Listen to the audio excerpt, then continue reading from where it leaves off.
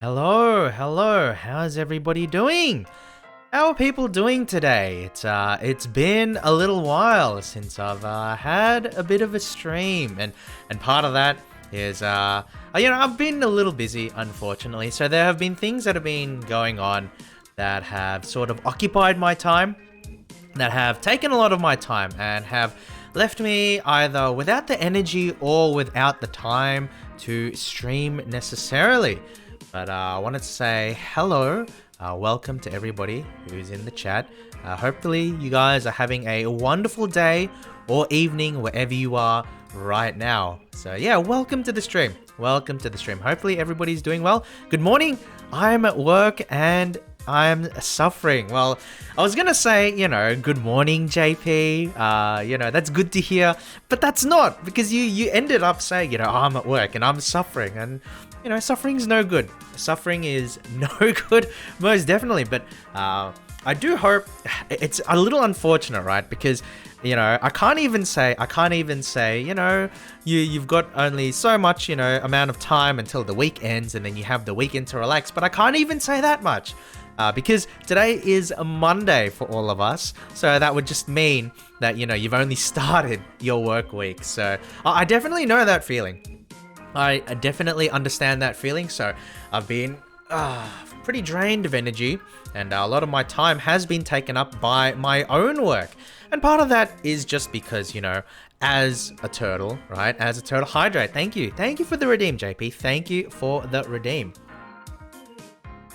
But yes, as a turtle, there's only, it's not easy to do things in a fast amount of time, In today's world, when you have to deal with work, when you have to deal with so much other stuff, you got to deal with your commute, and the hustle and bustle of modern life, right? A turtle like myself doesn't necessarily handle all of that too well, because I don't have the fast reaction times that some other creatures may have, or that some people may have. I don't have, the super fast land speed to quickly go through all my tasks the way that other people might. And so what ends up happening is that, I dedicate a lot more time in order to get stuff done. And, that just means that I have to cut from doing other things here and there. And unfortunately, for the last, couple of weeks, maybe a few months, the VTubing side of my life has had to suffer a little bit, which is a little unfortunate. I'm hoping, fingers crossed, guys, that as we move towards the Christmas period, some projects that I have on the side that I'm working on will start to come to fruition, and I'll be able to spend a little bit more time streaming as well, and sharing everything that I've been doing with you guys. And so I'll give an example. I'll give a little bit of an example if I can remember. What I'm trying to say, right, is that I don't know if everybody is fully aware, but I do have a big project that I'm working on in the background, and it's called the GPU-less gaming PC. And I've done a few streams already. I've done a few streams where I show it off and, give it a little bit of a spin, simply because it's a computer system that works without a graphics card. And I do know the financial situation of a lot of people out there, especially those who might be interested in VTubing, who might be interested in getting into PC gaming, where they want, a new PC, but they can't necessarily, can't necessarily afford. Yeah, they can't necessarily afford the cost of a graphics card, because, those are super expensive these days. Stock is really bad, the availability is terrible, and when they are available, they cost an absolute ton, right? They cost an absolute fortune, and not everybody has that kind of money to just, blow on a gaming PC. And so there is technology out there that can act as a little bit of a stopgap and allow you to get your foot in the door when it comes to PC gaming, and hopefully put yourself in a position where you can upgrade your system a little bit later once prices start to improve. And from that point onward, it's like you can get the benefits of trying out PC gaming without having to fully commit all your money into it. You know, it's not going to cost you $3,000. It's not going to cost you $2,000. It's not going to cost you, you know, a lot of money necessarily. And so I built a system. I put a system together to help showcase that kind of thing. And I've done a few streams where I show off its performance in games, and we came to the conclusion that it's fairly playable. It's not. I'm not gonna lie. I'm not gonna say that it's the smoothest thing out there. I'm not gonna say that it's the best performance money can get. No, definitely not. It's an entry-level system, and you can play 1080p, 30 FPS on probably low settings depending on the game. And we tried out a few games on stream, like we tried out Hitman 3, and we also played the Monster Hunter Rise demo, because Monster Hunter is a game that Monster Hunter Rise rather is a game that originally came out on the Switch, and they are creating a PC port. They're creating a PC port for Monster Hunter Rise, and they are releasing it in the early part of next year. But they also released the demo out on Steam, and the idea was to sort of get an idea of what the performance will be like in that kind of game. And I actually think that if you play on medium settings at 1080p, you can get pretty playable frame rates. I don't remember what they were off by heart, but I think they were pretty close to 60, right? It was actually pretty close to a consistent like 50 to 60 FPS, which is definitely very, very playable. But aside from those two games, I have put together a collection of different PC games, different modern games, I would like to say. Not all of them are necessarily cutting edge, but quite a few of them are relatively new, and they cover a whole bunch of different genres. And I'm trying to remember all of them right now. And the idea is that I take data from myself playing all of these different games, or at least trying out the benchmarks all of these different games, so that I can scope out the level of performance. And then I'm going to have a big review stream later in the month, maybe at the start of next year, but I'm hoping this month, where I can show off, right? Where I can show off all of that and give people an idea of what kind of performance can you expect with a system that does not have a graphics card, because I'm going to, you know, branch out and show off all of these different genres and all of these different games. So it's not just like one specific thing, right? It's not just one specific thing. And if we can take a look, see, I do have, let's enlarge in this one a little bit more. So these are some of the games that I have. I can't remember the rest of them off by heart, but I have, wait, no, hold on. I have 8 games in total, right? I have 8 games in total. Yeah, Red Dead Redemption 2. Yep, okay, that was the 7th game. So we have Hitman's 3, we have Borderlands 3, Forza Horizon 5, which is a very new game actually.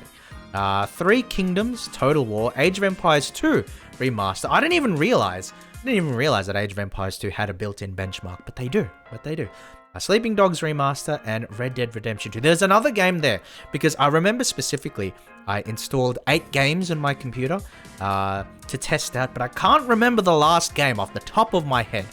The Total War series is really sweet. I tend to agree, JP. I tend to definitely, that's a big agree from me, right? And I know that a lot of people are really into the fantasy Total War games. You know, Warhammer Total War is very, very popular, right? But for me personally, I enjoy the historical Total Wars a lot more. And part of that is just because of like my personal connection.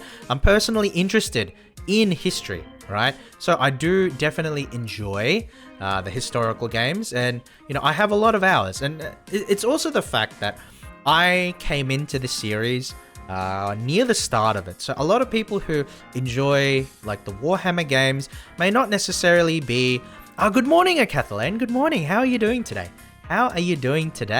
Hopefully you're doing well. Hopefully you're having a nice and relaxing Monday morning, preferably with maybe some coffee or some tea, wherever you are right now. But I do know that a lot of people who are into like the Warhammer Total War games are fans of Warhammer, and then they've brought that into Total War because Total War is like a really good, like, you know, representation, good gameplay loop of the Warhammer Fantasy universe that they are already a fan of, right? But for me personally, my introduction to Total War was through the historical game. So my first Total War game was Medieval, the original Medieval. I know there's like the second Medieval, and there's even a remaster of the second Medieval. But my first Total War game was Medieval 1 Total War. And then after that, I played Rome 1 Total War and Rome Total War. So Rome 1 is probably, I don't know if it's my favorite game of all time, but it's definitely my favorite Total War game. And it's one of my favorite games of all time because, you know, it was extremely moddable. So it had a very interesting base. It was the move to 3D because for Medieval Total War, the movement systems was very much centered around like a board game, right? And so I think the board game it was often compared to was Risk. And so what you have is like you have your armies and all of that, but then you can move them from like one province at a time because the map was sort of settled and organized like a board game. So you would move from province to province and that kind of thing. And when they moved to Rome Total War, they introduced the idea of the 3D map.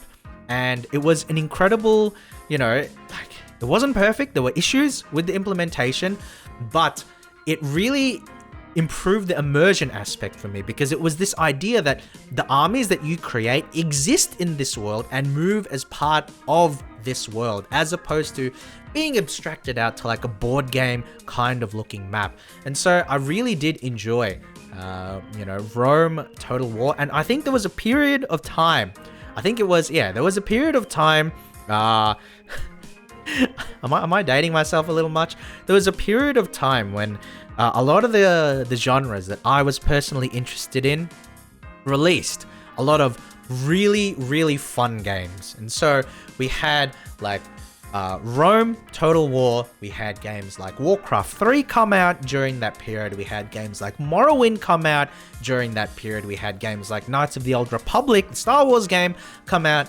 during that period, and it was just like absolute bangers, right? So for me personally, I'm someone who enjoys the concept of having a comfort game. So what that means is that there are certain games that I will, you know, go back to and sort of play to pass the time and that kind of thing. If I've got nothing else that I desperately want to play, I'll have a few games that I go back to and I'll enjoy.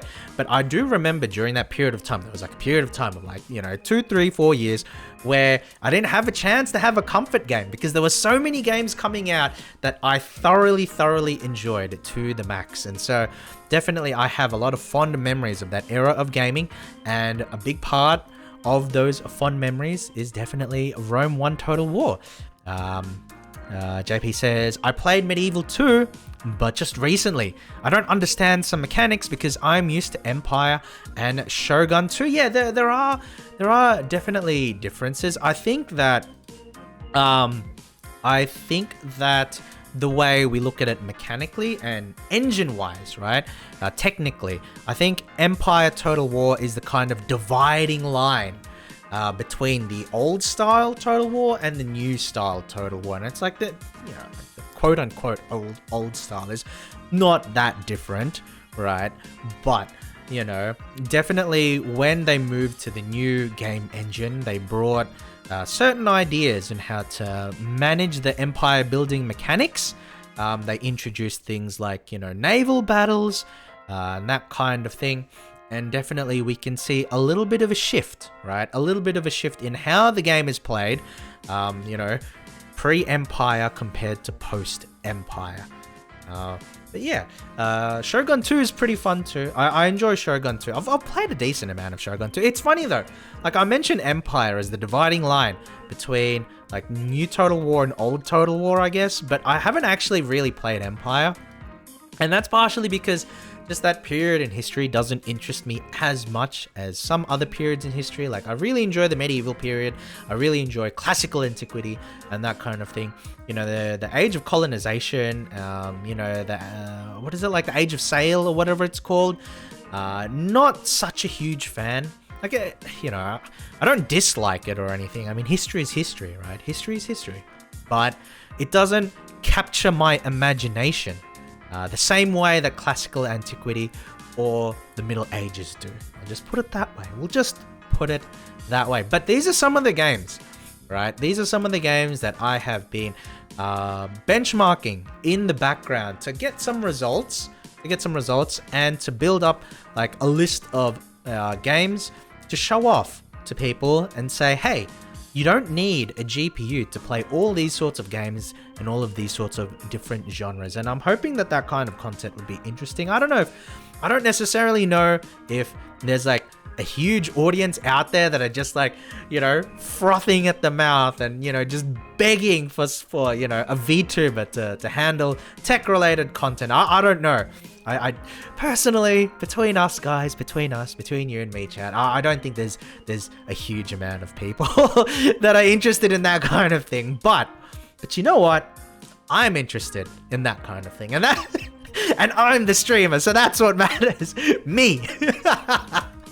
Now, you know, it is fun to put stuff together, and I am looking forward to showing off, you know, what you guys can do even without a GPU. I'm looking forward to it, guys. So that's the hope, and that's what I've been up to. There's another game here, though. This is really like, there is another game that I've tested already, but I can't remember off the top of my head, and it's absolutely it's getting to me, right? Because we have Hitman 3 as like a third-person kind of game. We have Borderlands 3 as the first-person, Forza Horizon as a racing game, Three Kingdoms Total War as a turn-based strategy, Age of Empires 2 as a real-time strategy, Sleeping Dogs and Red Dead Redemption as like the big open-world kind of games. And so Red Dead Redemption is like a stand-in for basically any kind of Rockstar game, and then you have Sleeping Dogs, which is kind of like other style of open-world games.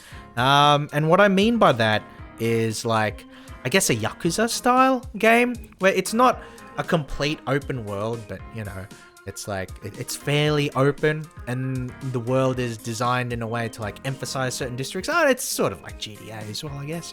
But it's something a little bit different there. But yeah, those are the games. Oh my God. It's getting to me because I know there's one more. But I have to switch on the computer to find out what it is. I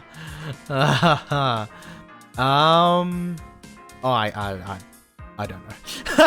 I don't know. I give up. It's just gonna gnaw at the back of my head for the rest of the session, right? The rest of the session, like we're gonna be going and doing our best to beat the Elite Four and take on, you know, the best that Sinnoh has to offer. And in the back of my head, I'll just be thinking, God damn, what was the last game? So, I don't know. I'll get back to you guys once once it comes back to me, right? Once it gets back to me, once I remember what the last game was, then I can let you know what it is. But, just to reiterate, you know, I do have stuff that is planned. And so I haven't just been like, I don't know, like work's been kind of hectic, but I haven't been doing nothing, you know, in the time that I haven't been streaming. I have been putting stuff together so that I can show it off on stream. Just wanted to let you guys know all of that. But as for today, we'll be playing a little bit of Pokemon, right? A little bit of Pokemon. I remember that I've done maybe 1 or 2 streams, right? I've done maybe 1 or 2 streams of Pokemon Brilliant Diamond, and in the course of those streams, I haven't done a whole lot, right? Like I've only gotten like 1 or 2 badges or that kind of thing, and I haven't really gone out of my way to make a lot of progress in the game. However, I've been playing a decent amount off stream, and although I'm not gonna say that I've played a whole lot, I've played enough to where I'm actually at the Elite Four right now. And so that's where we're going to go. Like I have my own team. They're like level 55, level 60-ish. They're actually a little underleveled for the Elite Four. I know that Cynthia's Pokemon get up to like level 60 plus, you know? So ideally, and it's not just that. It's not just the fact that they're higher level than my Pokemon at the moment. It's the fact that they also are like perfectly bred, if that makes sense. They're like perfect IV Pokemon. They're perfect, you know, EV'd and that kind of thing. They have the perfect natures. And so essentially, they're basically like quasi min-maxed Pokemon. they're basically min-maxed Pokemon, and you know, my Pokemon are far from that. They're definitely not min-maxed. However, Pokemon is, you know, Pokemon's it's supposed to be a children's game, so that should not be an excuse for me, right? If I want to call myself a proper Pokemon trainer, if I make all of these references to the fact that I play Pokemon competitively, then I can't let a mere level disadvantage and a mere breeding disadvantage, you know, sort of stop me from achieving my dreams and becoming the champion of the Sinnoh region. So we'll get to it, and I'll show off the team because I really like the Pokemon. I was gonna make a little like images of the sprites of the Pokemon that I'm using, but I actually forgot. You know what? I'll do that now. As we... let's move into the gaming frame, and then I can explain all of the different Pokemon and the choices, and then in the meantime, like I'll go ahead and get the thing done, right? Because I can multitask, you know. I am but a slow turtle, but you know what? This turtle can multitask. Sort of. Sort of. Kind of. Maybe. Possibly. Potentially, guys. But yeah, hopefully everybody's doing well, and hopefully you guys are enjoying the stream so far. So, the team that I have, well, we can see with the top two Pokemon, especially this Mamoswine and this Houndoom, very, very underleveled. I know that Aaron and Flint have, which are the first two members of the Elite Four, they have Pokemon in the region of like level 55 to level 60, you know, so it's like they're not going to do too badly in those scenarios. But once we get to Cynthia, once we get to, you know, the higher level opponents, then what's gonna happen is that I will start to, you know, get significantly outscaled and outleveled, and I'll need to rely more on my heavier hitters, the Pokemon that I have kept for longer. So obviously we have the Torterra, or the Tortwig, which is, you know, my starter. Obviously you got to have the starter, and then I've got like Azumarill, I've got Bronzong, I've got Luxray, Houndoom, and Mamoswine. And I do think it's not necessarily the most balanced team composition, but it is a fun team composition because, okay, interesting team comp. Thank you, JP. Thank you. I like it very much. So here's the thing, right? I have been watching a lot of other VTubers play through Pokemon because, as we know, Pokemon is a very, very powerful flavor of the month game. So it's no surprise that there are a lot of people and a lot of VTubers especially that are playing Pokemon right now, or they have been playing Pokemon, and I've been seeing some streams here and there. And you tend to notice that people gravitate towards certain Pokemon that are either easier to catch or that are established as powerful Pokemon within the confines of, you know, the game or the campaign and that kind of thing. So what do I mean by that? Whenever you go to a stream, you know, a VTuber stream and that kind of thing, you often see Pokemon like Togekiss, you often see Pokemon like Garchomp, you often see Pokemon like Staraptor, you know? Obviously, you have your starter too, and I'm not going to get rid of Torterra, so I'm always going to have my starter. But one of the goals that I had for my team was to try and pick some Pokemon that wasn't necessarily that common to see. And so I said to myself, okay, I'm going to try and not use Togekiss. I'm going to try and not use Garchomp. Like, I have a Garchomp and I have a Togekiss, but I don't want to use them to beat the game, right? Because I'm a special snowflake and I want my own team of cool Pokemon. And so getting the Mamoswine, for example, I was really happy with this because the way that Mamoswine evolves, because, okay, so Mamoswine is a 3-stage evolution, guys, right? So you start off with a Swinub, and then it evolves into a Piloswine, and then it evolves into a Mamoswine. But the reason why Mamoswine is a little bit difficult to capture or a little bit difficult to get, right? Is because, you know, the only way to get a Mamoswine is to have a Piloswine with the move Ancient Power and then level it up. And then that's how it levels up into the Mamoswine. I think it's a pretty cool method of evolution because it's like a big reference, right? Ancient Power. It's a big reference to the mammoth, right? So I really do like that method of evolution, but unless you start having like a breeding factory for, you know, Mamoswine or for Swinubs and that kind of thing, then it can be difficult to obtain a Swinub with Ancient Power that's at a reasonably high level, right?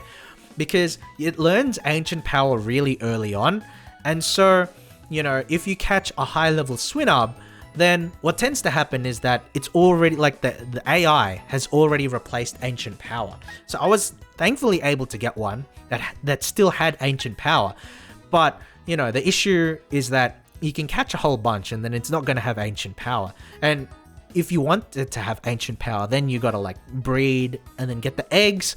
But then if you get the eggs, then you got to deal with like a level 5 Mamoswine or whatever, you know? So that's an issue in itself. It takes time. So I was very, very fortunate that I was able to get a Swinub with Ancient Power that was already like level 50, because that meant that I was able to skip. I was able to skip a lot of the time involved and then get myself a Mamoswine, you know, good and ready to go. So a little, you know, just a few ground rules. Like you can see all of my Pokemon have items already, and a lot of these items sort of like, I don't know, they correlate to typing or they correlate to something useful that the Pokemon can offer. So we see here with the Mamoswine, it's got like an ice plate, which increases ice damage. Houndoom's got charcoal, which increases fire damage. Luxray has got the Razor Claw, which increases its critical hit chance, so it's more likely to crit. And so the thing with critical hits is like, I don't have like a lightning plate or anything, so I'm just going to use this thing. Bronzong has a metal coat, which increases steel moves. Azumarill has an amulet coin that doesn't help me in terms of damage, or it doesn't help me in terms of battle, but when I win, I get twice the money, so I'm not going to complain about that. And then we finally have Torterra, obviously the boy, the cornerstone of the team with the leftovers, so he's nice and tanky. Wait a second, hold on. Pokemon team.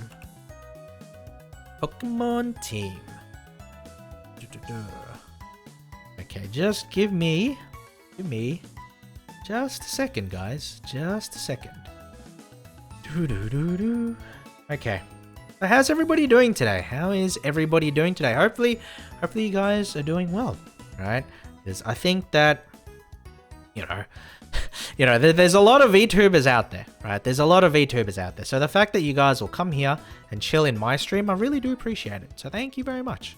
Thank you very much. Right. Let's put the team. I don't want to overlay it over Toro, but like, where do we put them? I have an idea. Wait. Just give me a second. I'll be, just give me just a moment. I'll be right back. All right. I'm just off screen, guys. I'm just off screen. I'm not actually gone. I'm just off screen. Don't worry about it. Don't worry about it. But yeah. What I'm actually doing is I'm getting like all of the Pokemon together and then putting them on my head. But I first have to make it an item for VTube Studio to understand.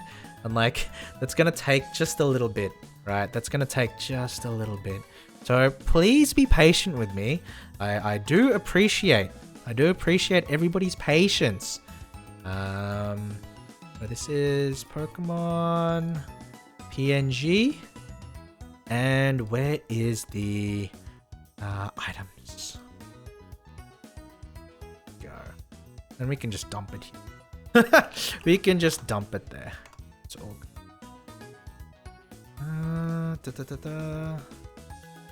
Alright. Pokemon. This is level 2. Yep. That's kind of cool. I mean, it's not ideal, but it's like, I'll take it, you know? I'll take it. It's not ideal, but I'll take it. There we go. Alright. Alright. Thanks for waiting. There we go. There we go. They're stuck on my head now. Very cute. Very cute. I like this. I like this a lot. Alright. So, now, I've been talking for like 30 minutes, like 35 minutes. Now it's time, friends.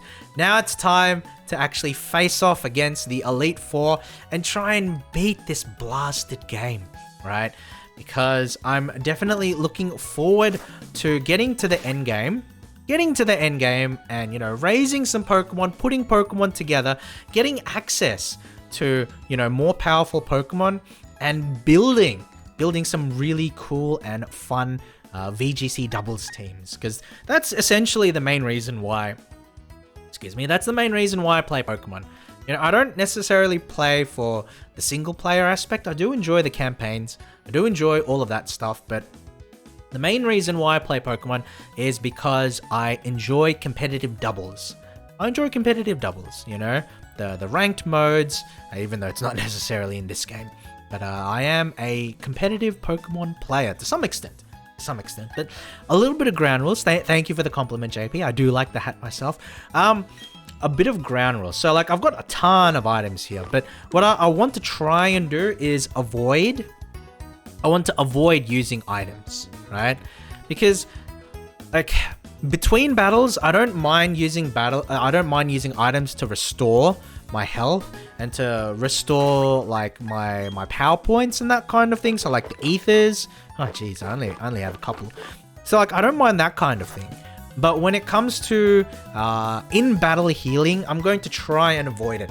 And if that means that I wipe and I die, you know, because you know I get swept by the opponent, well, so be it. So be it. I don't want to have to rely on spamming full restores to become champion, you know? I know that you can't become a champion unless you know how to spam a full restore, right? But I want to avoid that. And try and win without using items as too much of a crutch. So that's what I'll be doing. So let's get into it. Oh, wait. I forgot. There's like the rival battle before you get into the Elite Four. Oops. Did I forget that? Oh no. Spam revives? No, JP, that sounds cheap. What kind of person would do that? You can't call, you know, what kind of person will call themselves a champion if they spammed revives to win? That doesn't seem right. You're challenging the Pokemon League, aren't you? That's why I'm here too. Let's see who's more worthy of making the challenge with a battle.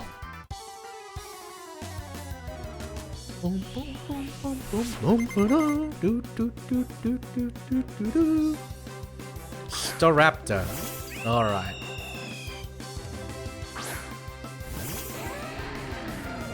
A++ hat. Thank you, Kathleen. Thank you, Cat. I really appreciate the compliment because it's definitely deserved. So, okay, we're at a much higher level than Staraptor, but unfortunately, yeah, Snowcloak.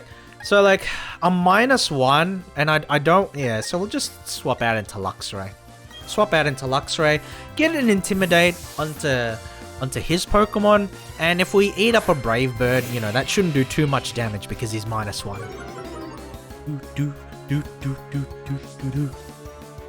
Ah, U-turn, clever, pivoting. The AI in this game is not too bad. What the heck? He baited out my Intimidate. Oh my goodness. Oh, that's clever too, because Mamoswine. Let's see if he goes for a fighting movement. No, actually, we just go Azumarill. Azumarill is pretty safe here because it resists both the fire and the fighting stab, so that's fine.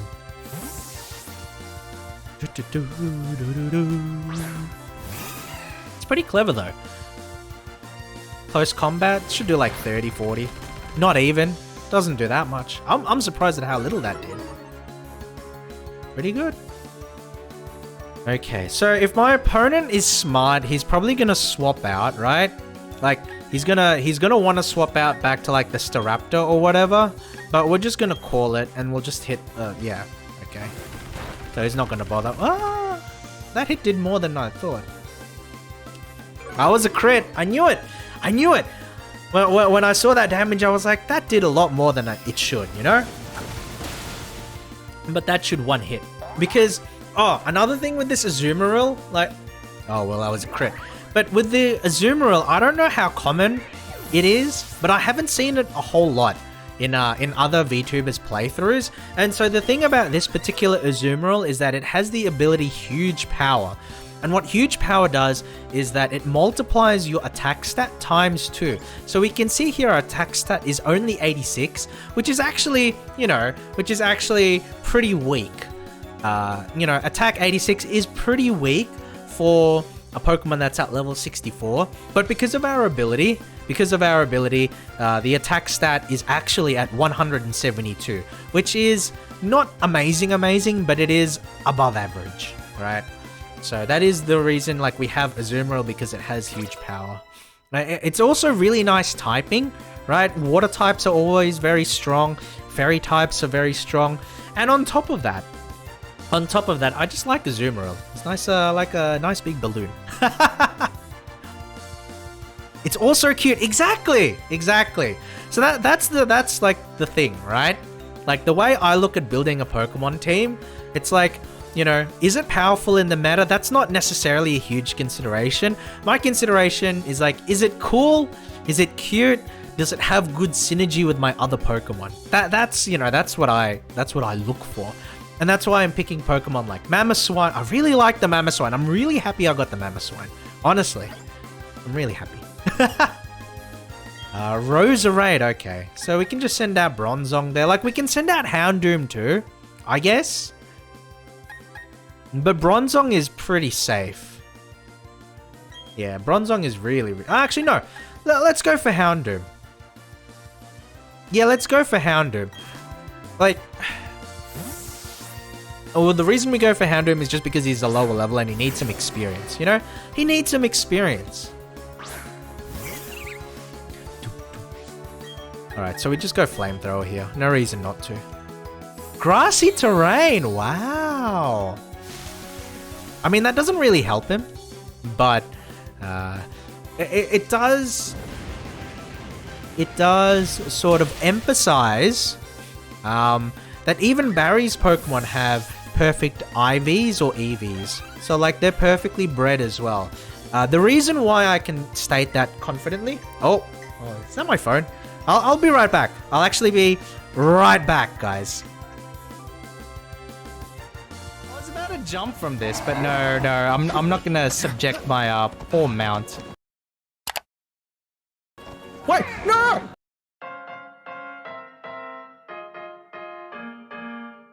Gamer extraordinaire? Not really. Just a tech and RPG loving turtle wanting to get out of my shell. My grandfather always taught me that life is a journey, and that as long as you keep moving forward, you'll reach your destination, regardless of what those pesky hares and rabbits tell you. And I want to share that with you all, the ups, the downs, and the in-betweens. It'll be a fun ride. I'm going to make sure that they will never, ever cross me again. There we go now. These spiders, they bother me.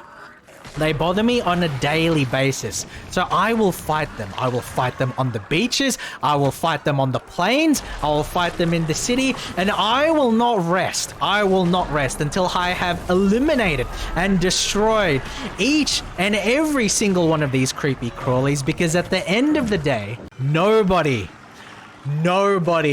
messes with Toru. There we go. I punished Bag's statement on cooking raw cookie dough by putting it in my tea. So, wait, Jack Splunk, wait, what? What do you say? I took a bit of that and sent it to him on stream. Oh, you know, Jack Splunk, I think I don't know. I think some people would see a sentence like that and maybe recoil. Normally, I would also be like that, you know? But sometimes acceptance is the key word here, right? Because, you know, putting the dough in the tea, sometimes that's just the way the cookie crumbles. But if you want the rendezvous with Octavia Milanitis, you'll have to wait for tomorrow. You'll have to watch tomorrow's stream. Why are you running? Why are you running? Oh, no. We're gonna do this tomorrow, JP. I know you really want to read about the explicit and illicit hand-holding that's sure to happen. But no, if you want the raunchy action, you're gonna have to wait for tomorrow's stream. This is closer to what, you know, I expect to be when I play Hammer, right? This is a bit closer to what I'm expecting. It was at this moment that he knew. He fucked up. Oh! Unacceptable. Okay, maybe.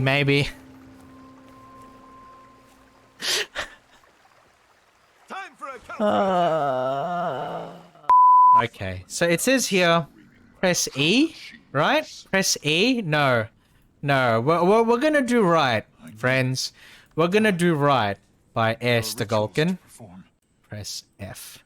We're going to press F to pay respects, and I'd like... Alright, I'm back. Thank you for being patient with me, guys. Thank you for waiting. I am back. Alright, so, what were we doing? Alright, Barry is about to use Staraptor. I guess we can switch. Do we believe that Mamoswine can survive a close combat? I guess that's the question here, right? And so the consideration that I'm having to make is that I know for a fact that my Pokemon is going to be slower than his, right? And so what I need to concern myself with is whether my Mamoswine can survive a hit. Because it's highly likely that my opponent is probably gonna... I don't know if it's highly likely. I'm just making it up. But he might use close combat, which is a super effective move, and I don't know if it's gonna one-hit KO me. So I guess we can find out. Yeah. Whoa! We survive. Okay, good. As now he's -1, and Avalanche should be able to one-hit from here. Very good. Nah. Wait, what? Oh! Wow! I didn't know they used items like that. Yeah, the Focus Sash? What the heck? We'll go into Luxray, that's fine. Uses a... Wow, I wasn't expecting that at all. Focus Sash. That's clever. I like it. Yeah, okay, that's fine.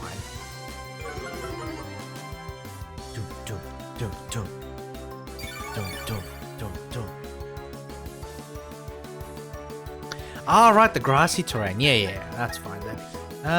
Who does my opponent have? I guess we can... Does he have a ground Pokemon? I don't know. We'll just use Spark. Whatever. Yeah, that's fine. It doesn't do much damage at this point. Definitely doesn't do that much damage.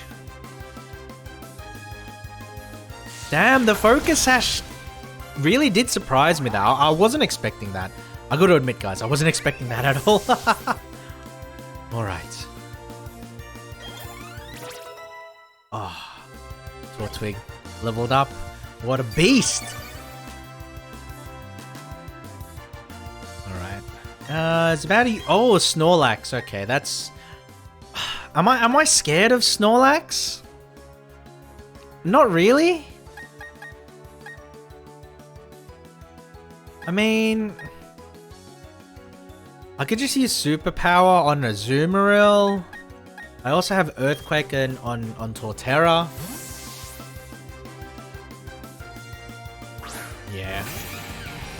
I kind of want a swords dance. That's so greedy. But let's do it. Let's do it. He who dares wins. Let's swords dance up, baby. Watch the Snorlax use like Ice Punch or something. Watch, just watch, guys. Oh, yawn! Oh, Resident Sleeper. Oh, that's so annoying. Okay. But then what's he gonna do here, right? I mean, is it really that bad? We can just Earthquake, right? Yeah, well, that's just Earthquake. I'll eat the sleep turns, that's fine. There we go. Because the Swords Dance is like really, really strong. So we might as well just, you know, take the hit, if you will.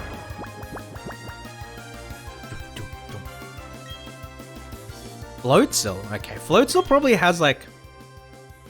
I don't know. I want to say Floatzel has like an ice move. So we'll swap out Torterra. And then we'll move in our Luxray. From memory, Floatzel is a physical attacker, so this should be like beneficial. But I might be wrong. I might be wrong. Alright, let's go with Spark. Let's go with Spark. Yeah, see, Ice Fang. Ice Fang, I knew it. He had some sort of ice move. But that should one hit. Barry has a pretty frail team, I want to say. Like, a lot of the Pokemon that he has there don't necessarily have a lot of defensive stats. And finally we have Heracross and then... Oh. I mean...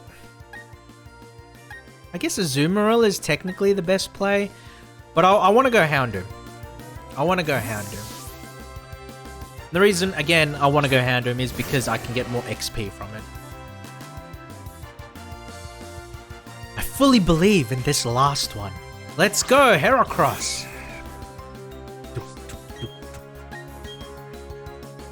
Wait, he goes first? That's so greedy. Okay, now we definitely know. Now we definitely know that my opponent has like a fully decked out Pokemon, because Houndoom has a base speed of 95, and I think Heracross only has a base speed of like 65. So the only way that something like that can happen is ooh, Crunch. Wait, no, Crunch is pointless.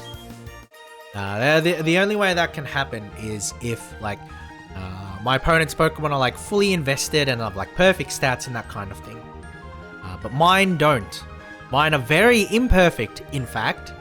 My Oshi did much better against this rival guy.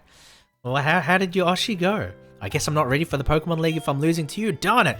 Just you wait, I'll get tougher and win my way. Because I'm going to become the toughest Pokemon trainer there is. The champion. You know what, Barry? You know what, Barry? You're going to be a little late on that. Because I'm going to be the champion. I am going to be the best trainer in the region of Sinnoh.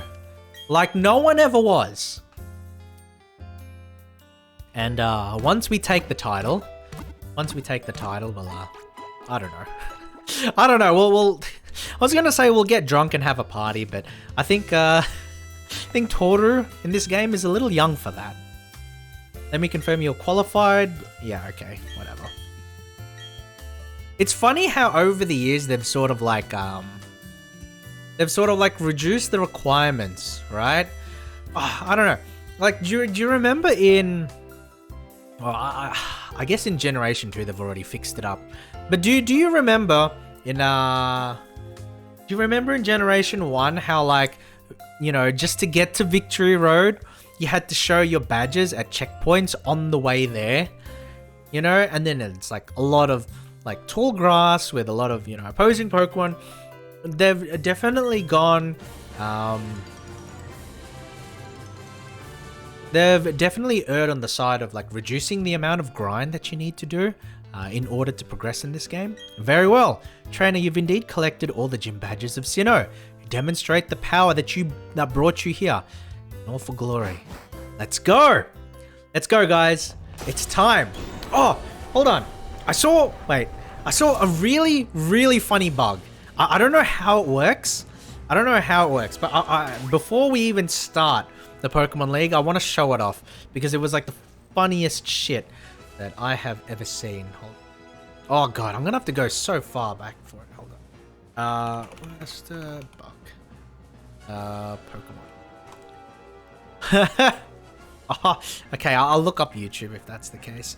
It was like the funniest thing I've ever seen because it was this idea that you could like the speedrunners, you could skip the Pokemon League or at least the champion battle with like this bullshit method. Worcester, Cynthia, Diamond. Let's see. Is it? No one clip it? Oh, SMH my head. So he used this bug where like he went out of bounds and then he ran behind Cynthia during the cutscene and then he took the elevator before Cynthia could even stop him. And so what happened was that he completely skipped the final fight. I want to know how he did that because that's like the funniest shit ever. Alright, so Mamoswine in the lead is fine.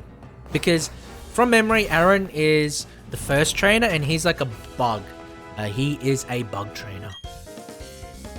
Hello! Welcome to the Pokemon League. Who's your Oshi? Says AVGK. A certain Firebird. I wonder who that might be, JP. I wonder who that might be. Yeah. I'm Aaron of the Elite Four. It's good to meet you. I should explain, I'm a huge fan of bug Pokemon. Bug Pokemon are nasty and mean, and yet they're beautiful too. Would you like to know why I take on challenges here, in this room? It's because I want to become perfect, just like my bug Pokemon. Okay, let me take you on. Well, you know what, Aaron? Prepare to get squished.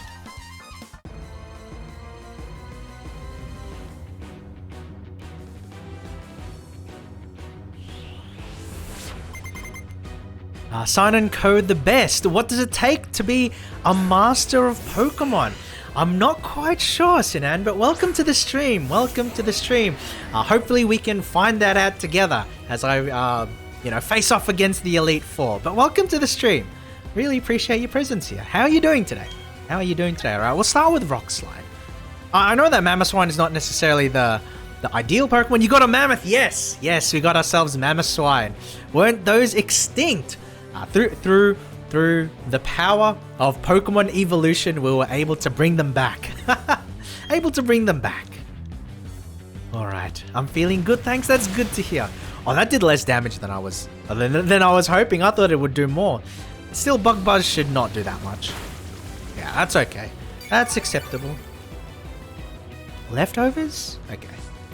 Hope you're good as well. You seem pretty upbeat. Thank you very much. I try to be. Alright, this should KO, I think. Yeah. Alright, very nice. Very nice. But I'm pretty happy with the Mamoswine. It was probably the Pokemon that was the most difficult to get in this team, so I'm really happy that I have it. Because he's a cool one. Alright, Heracross is probably going to cream me. So we're going to go out into probably a Azumarill. Yeah. I think Azumarill makes a lot of sense here. Because both bug and fighting stab attacks are not going to be very effective against Azumarill. So what is your channel about? I'm glad you asked, Sinan. I'm glad you asked, Sinan Co. My name is Toru. I am a VTuber. So what that means is that I use a virtual avatar to represent myself on screen. Right, but I'm a VTuber. My name is Toru, and basically I am a turtle, an anime turtle, and I'm just here to chill. I'm here, to sort of get out of my shell a little bit and have a little bit of fun, playing some games and doing some other stuff as well. That About Me text was an adventure. I'm glad. I'm glad you had a read. An anime turtle, yes, exactly. So we'll use Play Rough here because it's going to be super effective damage. Oh, he's got Earthquake, but it should still not do that much, right? Yeah. And then this should just one-hit KO, I think. Bam. There we go. Bam. Azumarill's cool. Azumarill's really cool. I don't know. Personally, like every Pokemon that I got in the list, like that I have for this battle, for this Elite Four run, I do like them a lot. Aaron is about to use Beautiful Eye. Will you switch your Pokemon? Yeah, we switch. We switch. We'll abuse the type advantages. We'll abuse the type advantages, guys. Because we're here to win, right? We're here to become the champion. We're here to become the master of Pokemon. So we're going to do our best. Alright. Azumarill is that water bunny. Yes, yes. It's very cute. Azumarill is like the fully evolved version. I know that I think Marill is like the most common one. I remember. I don't know if you were around for this, but like I remember a long time ago when Marill was the first time Marill was in a game. I remember as a kid, right, people would refer to it as Peekaboo, right? Because people weren't quite sure what it was. And the assumption was that it was like an alternate form of Pikachu, right? Because they have like sort of similarities in how they look. And that's something that, you know, yeah, Blast from the Past. Exactly, Arcat. Exactly. Peekaboo. Yes. Yes. Because in a lot of Pokemon games, there's like a Pokemon that has a strong resemblance to Pikachu, right? You know? And Marill was the Pokemon in Generation 2 when it first came out. And I remember, you know, everybody used to talk about it because people didn't know what it was or how to get it or what it did. And people just called it Peekaboo because everybody thought it was like some sort of variant of Pikachu. But, you know, we find out much later that it's actually very different. It's actually very different and not similar at all. Oh, these one-hits. These one-hits get me feeling good. Oh, abusing the friendship for the critical hit. Okay. Okay, Mamo levels up. That's actually pretty handy. Pretty handy for later. Right. Vespiquen. So that's bug flying.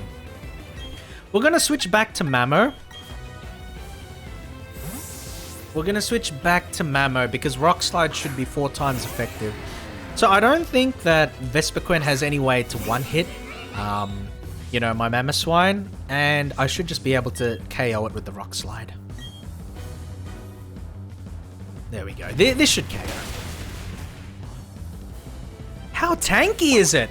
Wow! 4 times super effective and it doesn't KO. I kneel! Oh, but maybe not, because it flinched as well. It flinched as well. Alright, we'll hit it again with another Rock Slide. And that should KO now. There we go. Wasn't Gen 2 Pikachu? Pichu! Yeah. So, that was the baby Pokemon. Yeah, I guess it doesn't count for being a baby Pikachu. Yeah. So what I mean, Cyan, is like, there's like a Pokemon that's kind of like Pikachu, but it's not necessarily the same thing or part of the same line, if you will. Drapion is Poison Dark, so we can actually stay in and just Earthquake the shit out of this Drapion. Let's do it. Earthquake. Let's go. Night Slash. Even if it crits, I think we're still okay. We're still okay. Yeah. Bam. Oh, that doesn't KO. Interesting. Wait, he's just gonna full restore here, isn't he? He's gonna full restore here, isn't he? Just watch. Well, you know what? No, actually, no. I'm not gonna use items. I'm gonna play this out honorably. Yeah, I knew it. He was just gonna use a full restore. I knew it. This guy. That's B Queen. Yeah. Vespiquen is really powerful. We should be able to KO him from here. Well, okay, maybe if he doesn't spam it. Wise Grand, super effective against poison. That doesn't make too much sense to me. Got a head cannon. Oh, I'm not too sure, actually. I'm not too sure. Like, there are a few things, right? There are a few things when it comes to typings that I don't necessarily understand too well. And actually, yeah,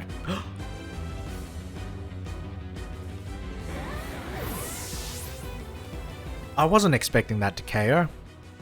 What a shame. What a shame. I wasn't expecting that to KO at all. I mean, it should still be fine, right? Like, realistically, I can just use... Yeah. I can just use my Torterra and then Earthquake it again. Because this Earthquake should be a lot more powerful. And I should be able to live any one hit. Even if it's like a poison jab or X-Scissor. Nah, that's fine. That's not going to KO at all. Bang. But no, I don't exactly understand why ground is super effective against poison, Sinan, but I mean, I'll take advantage of it. I'll take advantage of it. I think that it may have to do with like, it may have to do with like a lot of poison animals. So like when you think of poison, you think of maybe like scorpions or like spiders or snakes and that sort of thing. You know, that a lot of them make their nests and then they, you know, like they're ground based rather. They're ground based. And then, so if you have like seismic activity, so like ground type attacks, then it heavily disrupts their ability to do anything, because like a poison animal, right? It, you know, it has nothing to prevent, you know, to prevent it from getting demolished by the elements, if you will. All right, so Azumarill was able to get to a level, which was nice. All right. About Marill, back in the day, we saw Marill before Pichu, which is where the rumors of it being Peekaboo came from. Yeah, I think that's correct, OCat. I think that is correct. But yeah, that is a blast from the past. I guess because land absorbs all poisons. It seems like poison should be super effective against poison. No, I think poison being not very effective against poison kind of makes sense, right? Because the idea behind a lot of poisons is that, you know, you can build an immunity to them, or you can use poison to synthesize like a solution to help. So what I mean by that, for example, right? For example, you get bitten by a poisonous snake, rather. A lot of the times the anti-venom will actually contain part of that snake venom, but it's just been synthesized in a way to allow you to like survive, right? You know, allow you to, you know, remove the poison in your body, or at least survive it. So it definitely makes sense that poison is not very effective against other poisons, at least in that sense. All right, so we're going to go ahead and fully heal up and revive our Pokemon. Next room, there are more trainers waiting for you. They're all tougher than me. So we'll go ahead. It's like my thing is that I don't mind using items between battles, but I just won't use items in the battles. And I think that's like a fair take. I don't think that's unreasonable at all.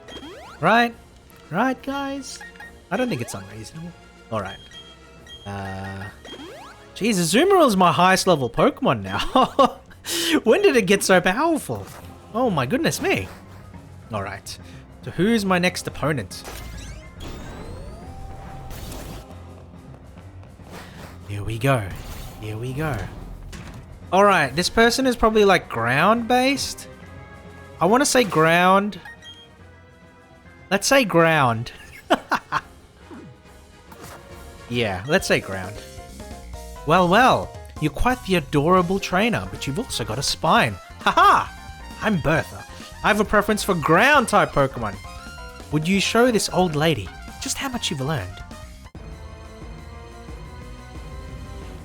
But what about the battle items like X-Speed and that sort of stuff? Oh, to me, Sinan, that's definitely more like, that's more like, like growth hormones and like, you know, like drugs and that kind of thing, like performance-enhancing drugs. You know, steroids and that kind of thing. That's definitely what X-Speed and all of those vitamins, you know, that's what that means to me. Oh, Quagsire has got a good type advantage, actually. I was thinking that I could just spam ice moves, but that doesn't really make sense for this, right? So you can just use like Scald or something and do quite a lot of damage to me. So I'll just move out to Torterra here. And then I can just spam Razor Leaf till the cows come home. Yeah, that's fine. Surf is not a problem. Yeah, because we got leftovers, so we should be able to heal up. You know, we should be able to heal up a decent amount of residual damage. We can also go for a Leech Seed or like a Swords Dance, but I don't trust my Pokemon to be that fast, so we'll just go with the Razor Leaf. Oh, we are first. If that's the case, maybe we could have gone with this. What?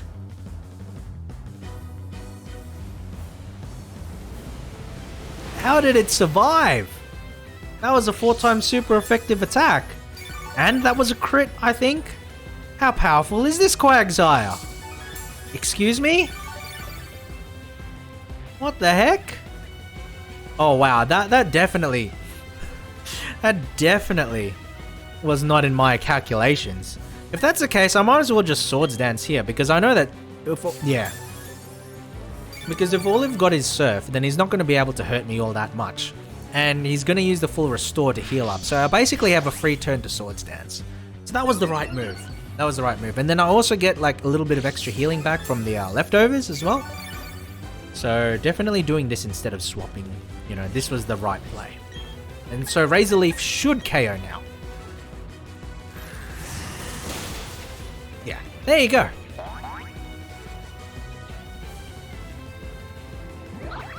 But yeah, definitely like the X speed and like the X attack and all of that.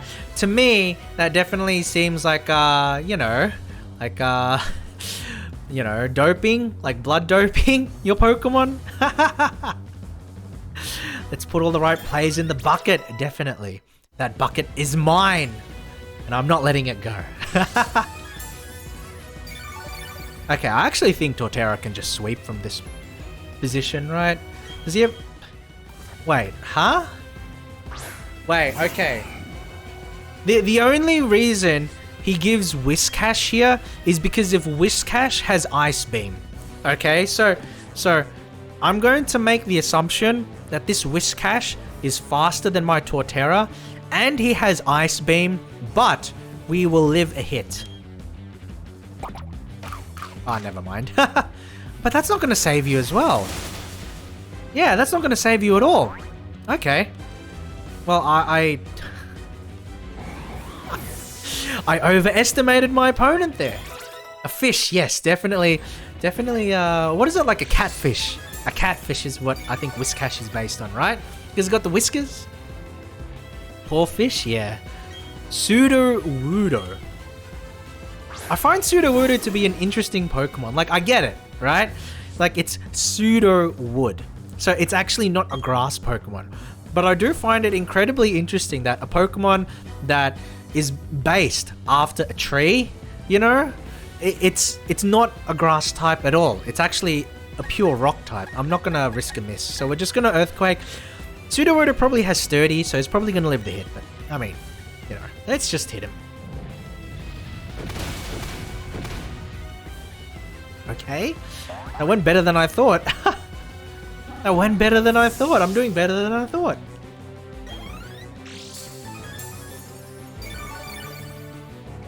Swords Dance is pretty powerful. I'm not gonna lie, guys. Send out Golem. Alright. That's fine. Golem probably has Sturdy. Watch Golem use Explosion on me. I'm waiting for it. I'm waiting for the explosion. Pseudo-Wood, basically a lie. Exactly, Simon. That's exactly the point. Pseudo-Woodo. So it's not actually wood. Wait, rock polish? Wait, what? I mean, I guess. But what can he do? What can he do? Earthquake's not going to do much. Because I'm grass type, so it only does half. Okay. So this trainer was a bit of a pushover. I'm not gonna lie. I'm not gonna lie, this trainer was a little bit of a pushover, but we still have another, you know, 2 more trainers to go in the Elite Four. So it's not over yet. It's definitely not over yet, you know? There's still a long way to go. Alright though. Alright, here we go. About to use Hippowdon. I mean, I'm not afraid of Hippowdon. Yeah, I'm not afraid of Hippowdon at all.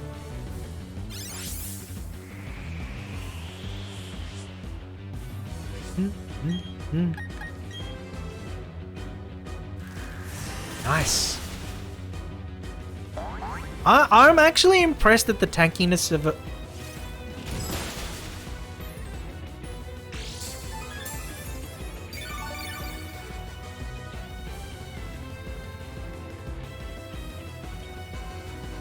Okay. Okay, now I'm sort of scared. So, my impression is that they're going to... Okay. I'm going to try and predict this. They're going to use full restore, right? I could go for a swords dance. That's so greedy.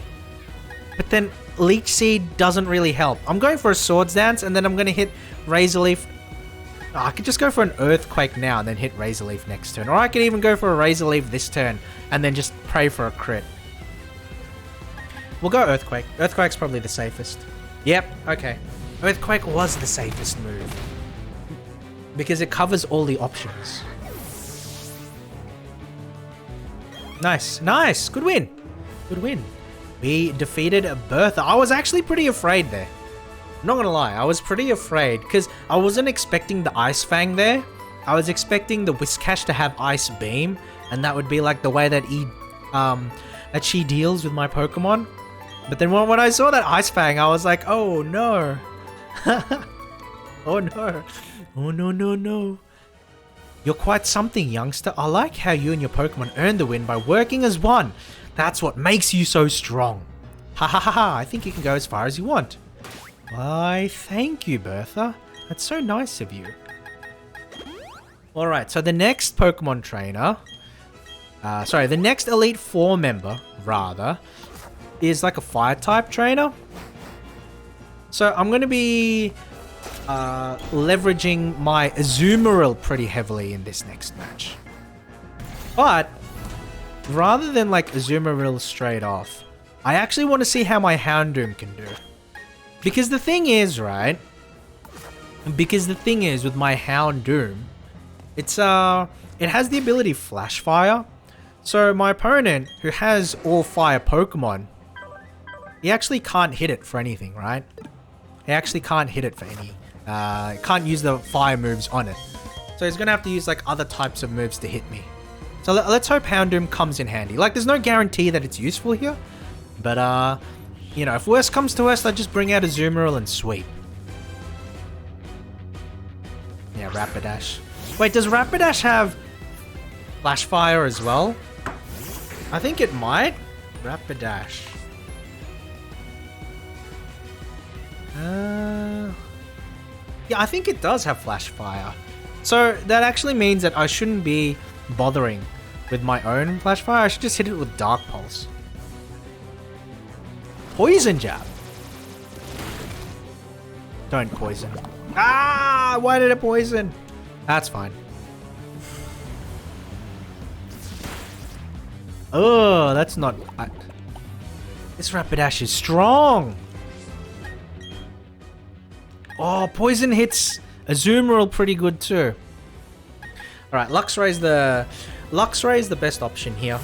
We get its attack down by 1 stage, which means that anything else is like not going to hit as hard. And then we can hit it with a Spark next turn. The poison is annoying though, I'll say that much. Yeah, the poison is annoying because it will chip away at me pretty badly. So if it hits poison again, I've really only got Bronzong.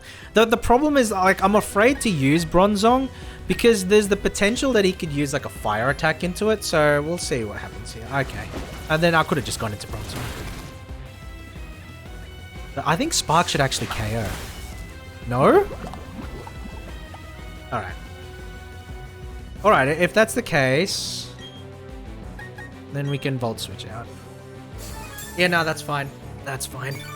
We just need to chip it. And what next? Ooh, that did a lot of... Oh, critical. I was like, why did that hit? Why did that do so much damage? Oh, Asta, welcome. Welcome to the stream. How are you? Hiyo, I can't stay long, but good luck beating the Elite Four. Thank you. Thank you, Asta. I really appreciate it. Hopefully you have a wonderful day today. I'm not sure what you'll be up to, but hopefully you have a wonderful day. You know what? We'll just fucking... No, we'll go into Bronzong. Wait, that's a bad idea.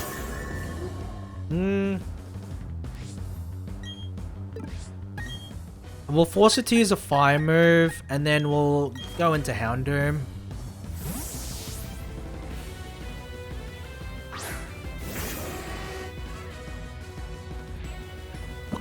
Hypnosis. Oh my goodness. I've never seen that Pokemon before. What is this? Oh, okay, so Houndoom is a Pokemon from Generation 2. It's like a Hellhound kind of Pokemon. It's pretty cool. It's pretty cool. We'll go back into having so much trouble with Rapidash kind of annoys me. You know what? We're just going out into Azumarill. If we get poisoned, we get poisoned. So be it. Oh, not the doggy. Okay, Bronzong. So this Pokemon is a Steel and Psychic type. There we go. Yeah, it's a very tanky Steel and Psychic type. Yeah, I'm going out into Torterra. If I get demolished by fire attacks or poison attacks, so be it. I don't care anymore. I'm tired of losing. I'm tired of being on the back foot to this dumb Rapidash. Oh my god. That's the third Pokemon he's poisoned. What the heck? Every time he hits a poison jab, it poisons. This is like... Oh, that's so unfortunate. That's so unfortunate, guys. You know what? I don't care anymore. Let's just hit Earthquakes. Flame Charge shouldn't KO. That's fine.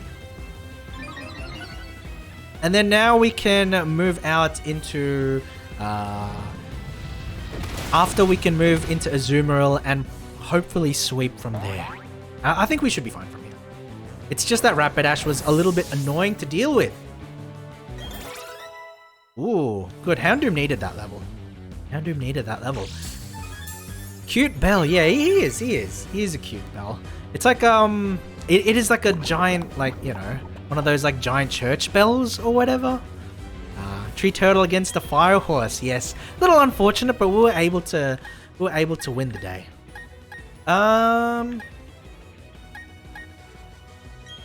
Lopunny. What does Lopunny do again? Lopunny's like a normal type. Lopunny. What were its abilities? Normal? No, sorry. Yeah, normal. Scrappy. We'll just use Bronzong here. Nice. Yes. Yeah. Thankfully, we were able to get rid of it, which was good.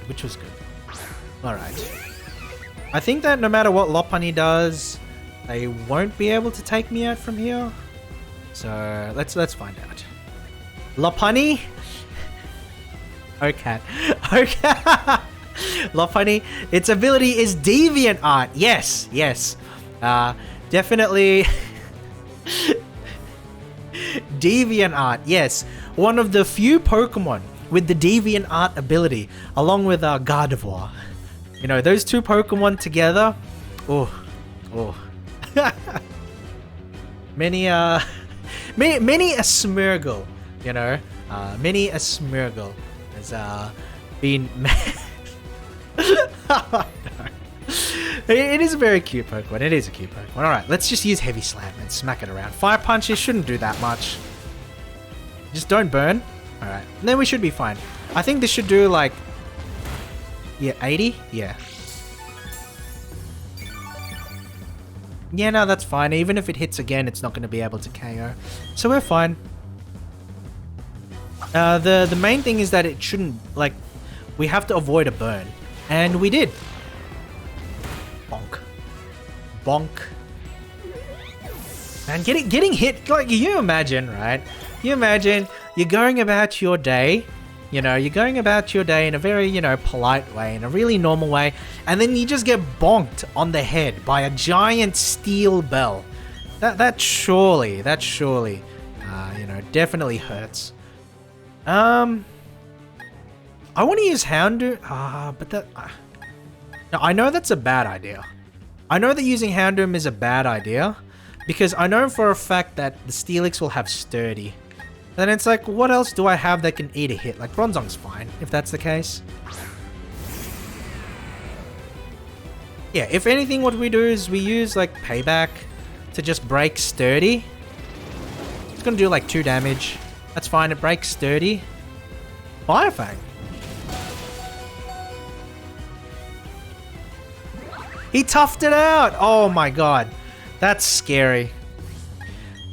I now realize that my Pokemon... I realize that my Pokemon don't really do well against fire. Maybe it's a little bit late. It's a little bit late to come to that conclusion, but it is a little concerning, right, guys? Oh my goodness. Whew. We were able to just get him. And now it's time. It's time for the big attacks. Let's go, Azumarill. Oh, that didn't do that much. I was thinking it would do more. Fire Fang, that's fine. Just don't burn me. Okay, cool. We should be able to KO this turn. And now that we got our Azumarill in safely, you know, it was actually it was quite a struggle to, like, you know, maneuver all of that. But now that we have Azumarill in safely, we should just be able to KO the rest of my opponent's Pokemon purely with Azumarill.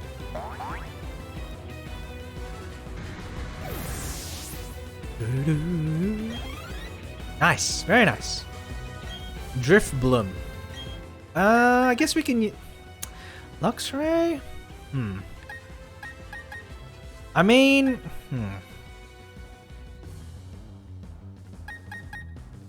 I kind of want to use Mamo here. Let's use Mamo. Yeah, why not? Let's use Mamo. Flint's team before Platinum with only like 3 Firemons as the Fire Elite 4. Yes, exactly, Jazalka, exactly. It's sort of weird how that pans out, you know? Because it's like... You know, if you're in the Elite Four, right? Like you're a super gym leader, if you will. And then the whole point is that they're supposed to have themed teams, right? And you know, it's like they don't Wow. Okay. Okay, Will-O-Wisp, I guess. I mean, 3 hit, that's not good. Yeah, oof. I mean, better that my Mamo hit it than like my other Pokemon. The problem is, like, I want, like, Houndoom probably KOs, 1-hit KOs with Dark Pulse, but the problem is Houndoom is low on health, and then Drift Bloom probably outspeeds it because you know, my Pokemon aren't EV or IV trained, and my opponent's Pokemon are like perfectly, you know, set up. So even though Houndoom has a higher base speed, then it's not going to be enough, right? It's not going to be enough.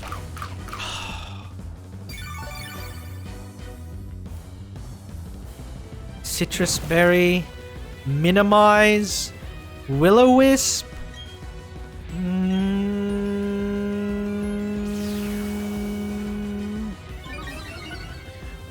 Alright. And that's gonna miss. Obviously that's gonna miss. Alright. He's actually going for the 6. He's going for the full 6. I wish I had a Pokemon that had Haze. Oh my goodness. I honestly wish I had Haze. Baton Pass! He's gonna stall me out! No way! No way! Infernape? I'll just bring out... Oh my goodness me. I mean, this is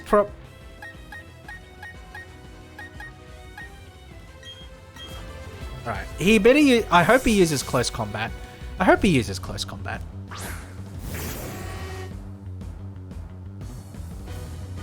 cool. So now he's -1. But the thing, right, the problem here, right, is that he has like +4 evasion, I think it is. And so the issue, like, I'm going to use Luxray. I'm just going to fodder Luxray, right? Because the thing right here is that I just need to get Azumarill out into like a nice position. I guess Spark is fine. Because now that he's -2, and he's also... Maybe I should have swapped out and then gotten the second Intimidate. That was probably the better idea. But it's not too bad. because he's not going to do anything to Azumarill, right? Like his damage output's not going to be that high. So I essentially just need to hit once. I just need to hit once. Please let me hit once. Yeah, that doesn't do anything.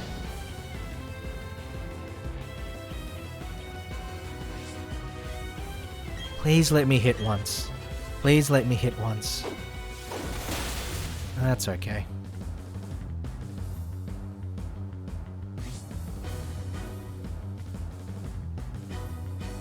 I have one turn. I have one turn to make this work. Azumarill can survive one more Thunder Punch. But I need to hit this.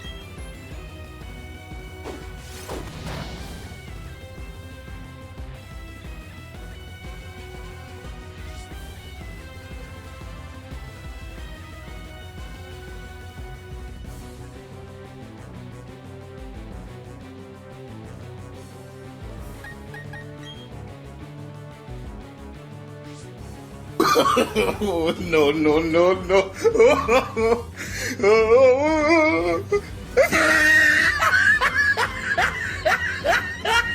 Yeah, okay. Okay. I don't want to use items. I would rather take the L than use items. I'd rather take the L than use items. Because, like, I guess we can swap out to... Mamo here.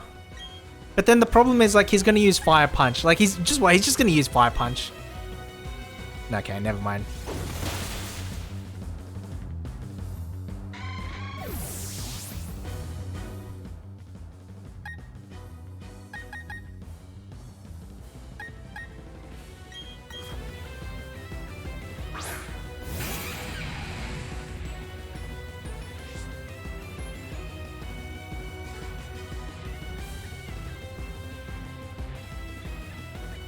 Oof, oof. I will be right back. I'll be right back.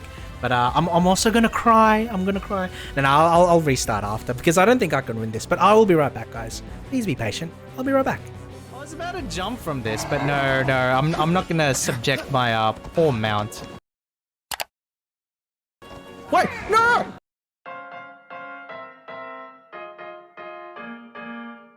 Gamer extraordinaire?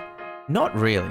Just a tech and RPG loving turtle wanting to get out of my shell. My grandfather always taught me that life is a journey and that as long as you keep moving forward, you'll reach your destination, regardless of what those pesky hares and rabbits tell you. And I want to share that with you all, the ups, the downs, and the in-betweens. It'll be a fun ride. I'm going to make sure that they will never, ever cross me again. There we go now. These spiders, they bother me.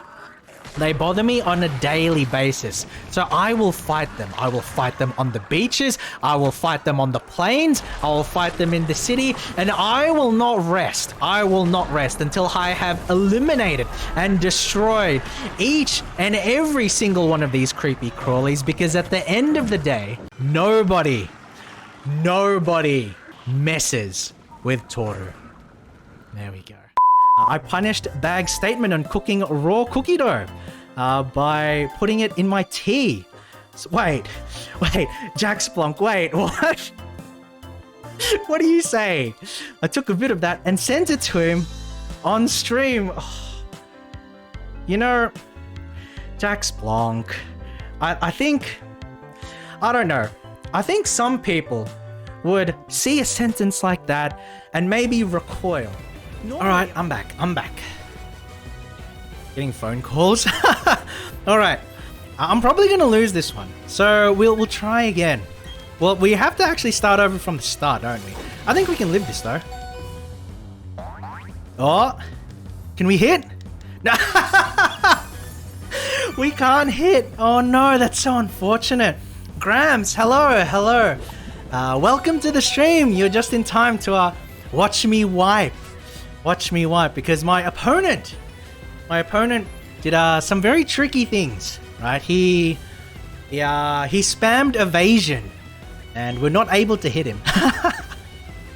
All right, so I'm just gonna take the L. I mean, I could. He toughed it out. Can we hit? No. No, unfortunate. Unfortunate. I think that's probably like the 6th attack in a row that we've missed. So what happened was that we unfortunately let our opponent set up on us. And what that meant was that he was able to bring out his Infernate in a really powerful position that we can no longer, keep up with. Ooh. Yeah. So that's a wipe. That's a wipe. I mean, I have plenty of items that I could use, but I'd rather take the L than use the items. That's a little unfortunate. Wait, yeah, I don't... Wait, huh? Oh!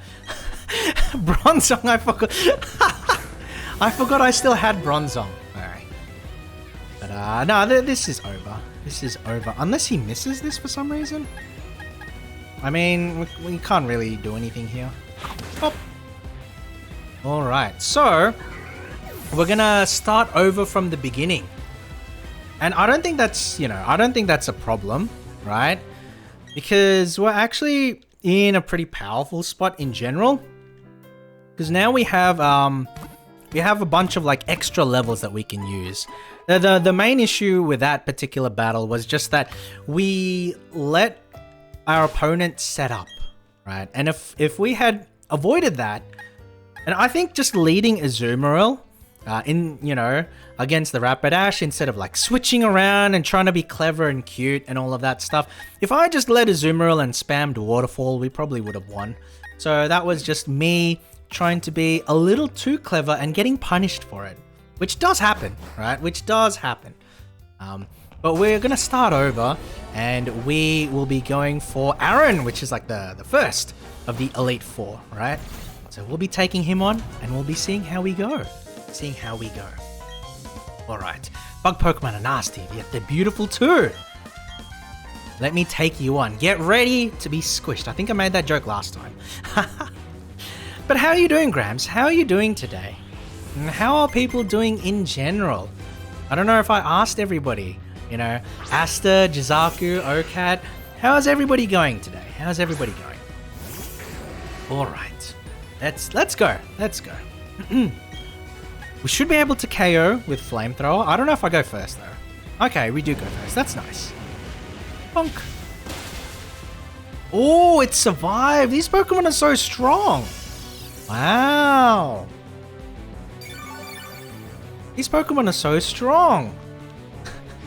I honestly thought that would just KO flat out. That's fine. Real trainers win with their favorites, Toru, but I do like these Pokemon, Jizaku. These Pokemon, I like these Pokemon. It's not like I'm using Pokemon that I don't like, right? I would never use Pokemon that oh my god, look at all that XP. I would never use Pokemon that I don't like, Jizaku. I don't know what you're talking about. Right, we just use Azumarill, right. Actually, Azumarill is really, really powerful here now that I think about it. Like, with the Elite Four in general, Azumarill is pretty powerful. Let's go. Little bit of rough play.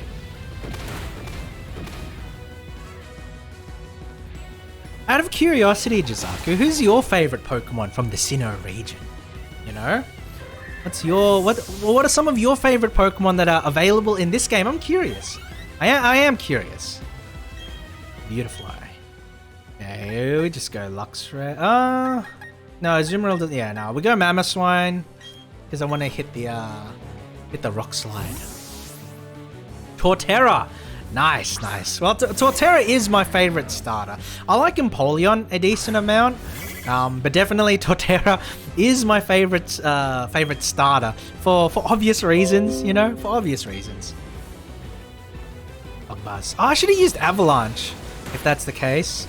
That did so much damage. Was that a crit? No. Okay. That's fine. I don't know how much damage that does. I would have just used Avalanche, I think. Nice, got the level.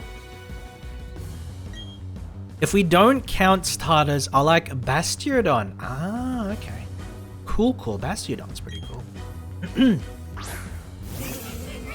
Alright, I don't know. Wait, we attacked first last time. Yeah. Okay, cool. Okay, that's fine. Does it flinch them though? Citrus. It flinches! Nice. Because it flinches now, we can use Avalanche and not have to worry about Oh! So close! Don't have to worry about the, accuracy. So, good. He's about to use a Drapion. Unfortunately, the Drapion's faster, so we'll just go with Torterra, the big boy. What typing is Bastiodon, by the way, Jizaku? Is that like... it's probably a rock, right? But is it like rock steel, or is it rock ground, or is it pure rock? Alright, this should just KO. X-Scissors should do like 30. And then this should just one-hit KO.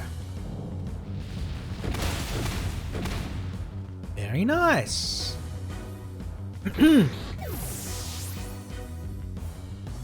Alright, so, because we've already gotten wiped out, we have a little bit of extra XP under our belts, which allows us to, go ahead and make a lot more progress with this, Make a little bit more progress. So very, very nice. Battling is a deep and complex affair.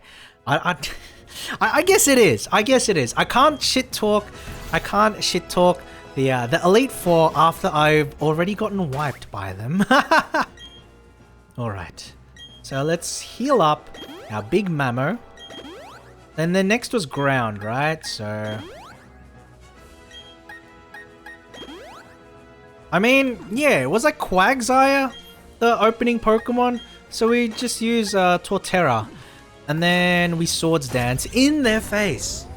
And then we can just demolish the rest of the Pokemon using that, using the boosted Razor Leaf.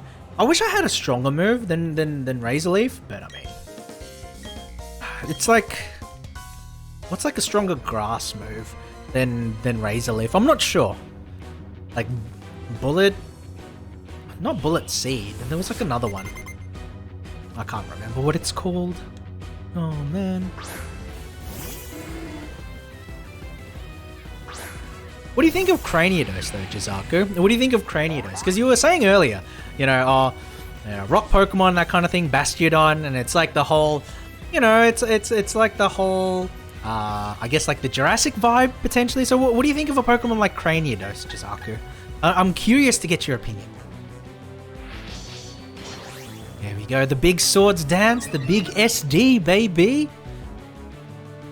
Surf is fine. Surf only hits neutrally, so I'm not, doesn't really matter.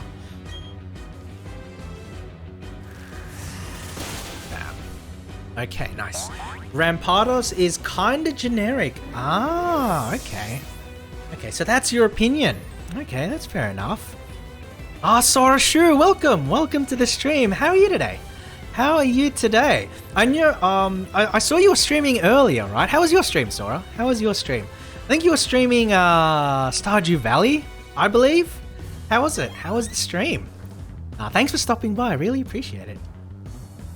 Bastiodon has a castle wall for a face. It's cute! It definitely does have its,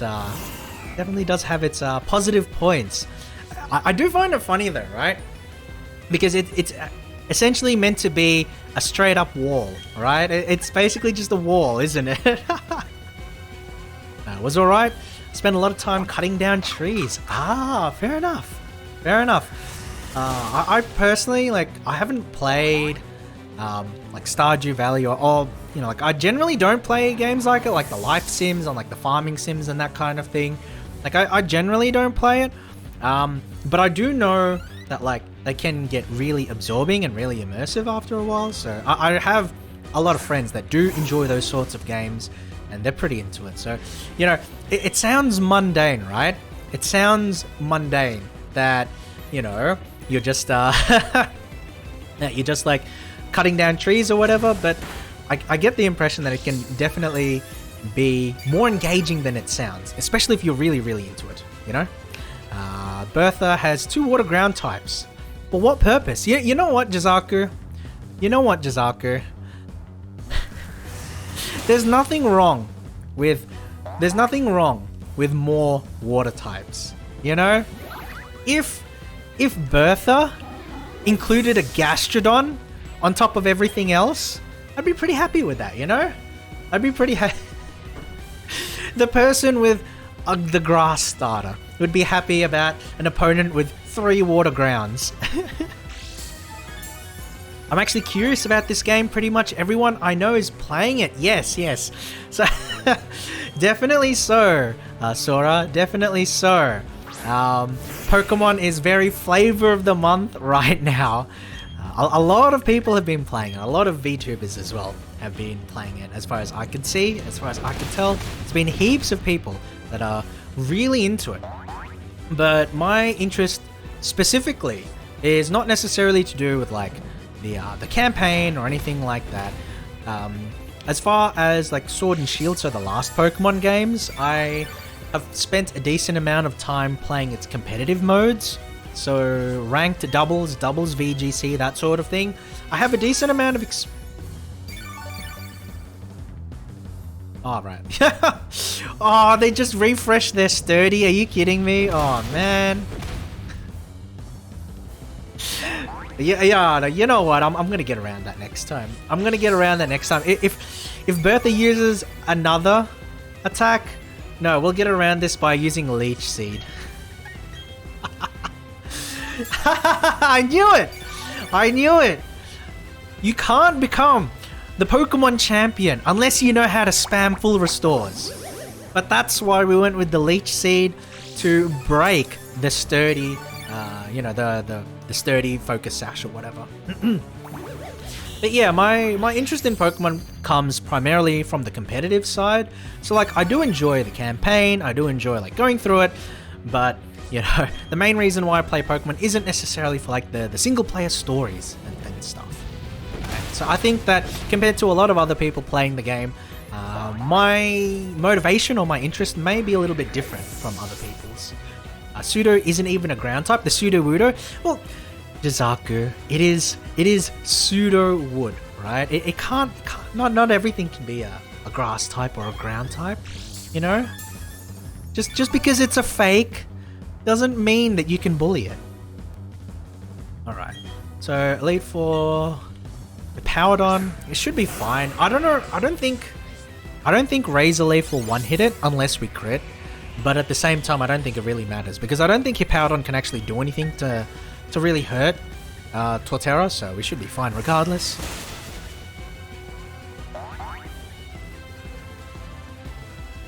Oh, we got lucky there. But Ice Fang wouldn't have really done too much, right? Because Ice Fang would have still done like 70% damage. However, we would have been able to hit it with a Razor Leaf. So we would have been fine. She's winning with her favorites. You mean losing? Wow.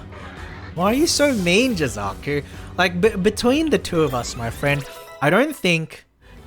between the two of us, I don't think that having a Pseudo-Wudo is the difference between Bertha winning and losing, you know? You don't need to be so harsh. It only now occurs to me that Bertha should have had a Garchomp, but it was reserved for the champion's Ace Mon. Yes. Most definitely. Most definitely. But you know what? I don't think that's a problem. I like how Cynthia's Pokemon are a mixed balance of different types. And they're not like a gimmick team, and they're not like a theme team. It's just like, you know, strong Pokemon. Oh, didn't you beat this old lady a while ago? Yes, I did, Cyanan, but I lost to Flint, so we have to start over. And that's the way of the Elite Four, where if you lose a battle, you have to start over from the beginning. So hopefully I'll be able to win this time. And I think this time I will just play more aggressively, because what I did last time was I tried to play, you know, way more defensively to try and, you know, weave in and out and get myself into an advantage. But, you know, that really didn't work out for me, did it? That didn't work out for me. So I'm better off just putting my strongest Pokemon forward and trying to, you know, brute force my way through. Yeah. Flint, Mr. Flintstone must have been a dinosaur trainer. Yes, he's one of the most powerful Pokemon trainers in all of history. Alright, so the Rapidash is just going to use Poison Jab here, which is probably going to do like 30%, maybe 40%, and we should just Waterfall one-hit KO it. Oh, it's using Flame Charge, okay. Oh, that's really good for me. That's really good for me, because we just knock it out with this attack, right? There we go. Forget strategy. Forget pivoting. Just use your strongest Pokemon and use basic attacks, forehead. There we go. Alright. Steelix. Another thing is, like, what can Steelix even do? Like, I'm gonna switch, because I do want to preserve the Azumarill. But, like, what can Steelix even do in that situation? I kind of want to use Houndoom. Oh, that's so risky. Because, like, I'll just get demolished by an Earthquake. I'm gonna do it. No. Yes. I'm gonna do it. Let's go Houndoom. Time to lead it to its doom. Let's go. I'm surprised you're playing it on Switch mode. Oh! Right, I forgot you can... Oh, yeah. Yeah, no, you're right, Jazza. I forgot that's a thing. I forgot that's a thing.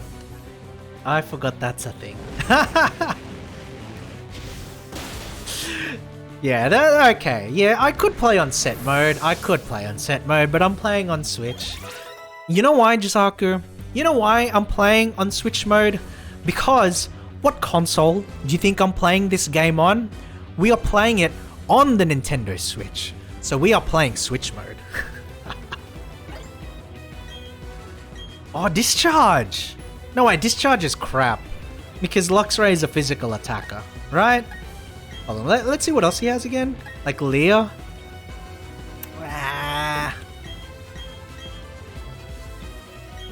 Alright, the Lopunny. The Lopunny's got like...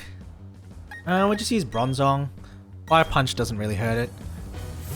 Gotta do it for the Cynthia battle. Fair and square champion battle. You know what? Yeah, I think I'll do it. For the Cynthia battle, I think I will, Jisaku.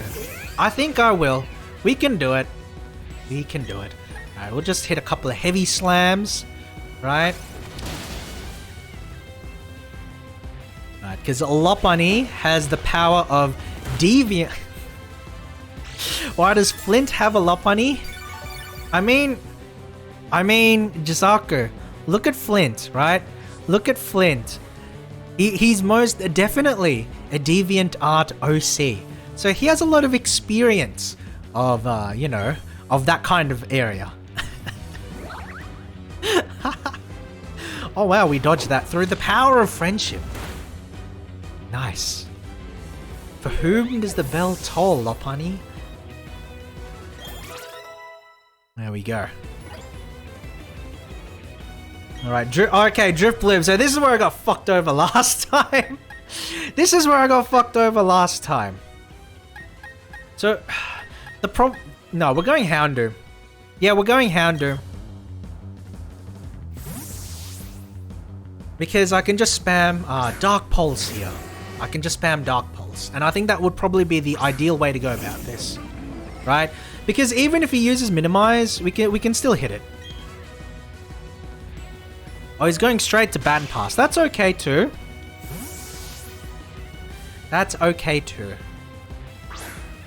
Because the Infernape's probably going to use Close Combat here, right? Doesn't do terrible damage. He's going to use Close Combat. And then we can direct it into the Azumarill. I know that Infernape has like Thunder Punch, but we should still be fine. Yeah, we should still be fine. We should be able to take like 1 or 2 more hits easily. Easily. And all we need to do is just hit 1 waterfall and it's over. That's fine. And there we go. And there we go. Because after we can just swap back into Houndoom and then, you know, that's it. He has certain tastes. Well, I don't know, OCat. Like, as someone who does not go onto DeviantArt, I'm not familiar with the tastes that you refer to. Would you be able to enlighten the chat as to what exactly, you know, Flint's thing is? I can't never see Pokemon the same after that video. Wait, what video, Kenjo? What video? What are you talking about? I mean, he just likes cute bunnies. And there's nothing wrong with that, right? Okay. No, the whole Lopunny thing, it's like, you know, I don't know. Is he still trying to stall me out with this nonsense? Does he have anything to hit me with? Okay, good. Doesn't even KO. Oh, it's still 2 more hits to go. Okay. Still 2 more hits. We should use Flamethrower.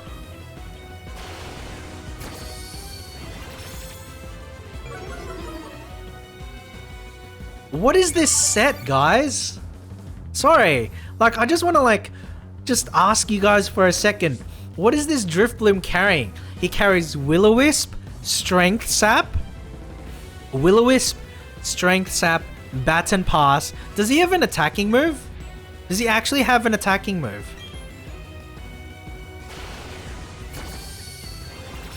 Oh my god. I want this, if I could get a burn, that would be ideal.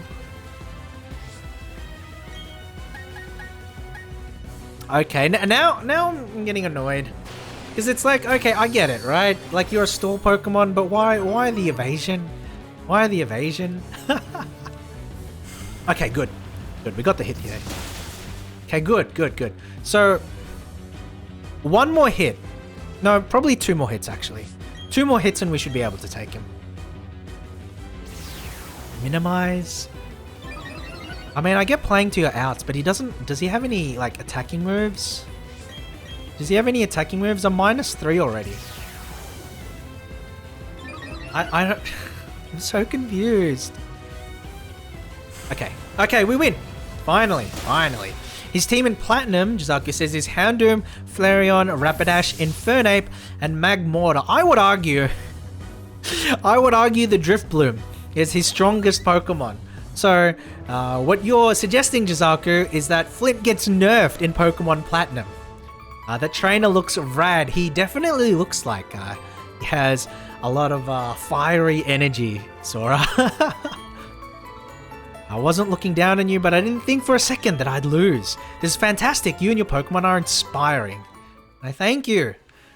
Thank you. I can't say the same about you. I can't say the same about you after you tried to minimize and strength sap stall me. Ooh, burnt right down to cinders. All right. Who's next? Let's heal up. Azumarill is key. He's also key in the Garchomp fight, in the Cynthia fight, because he counters Garchomp.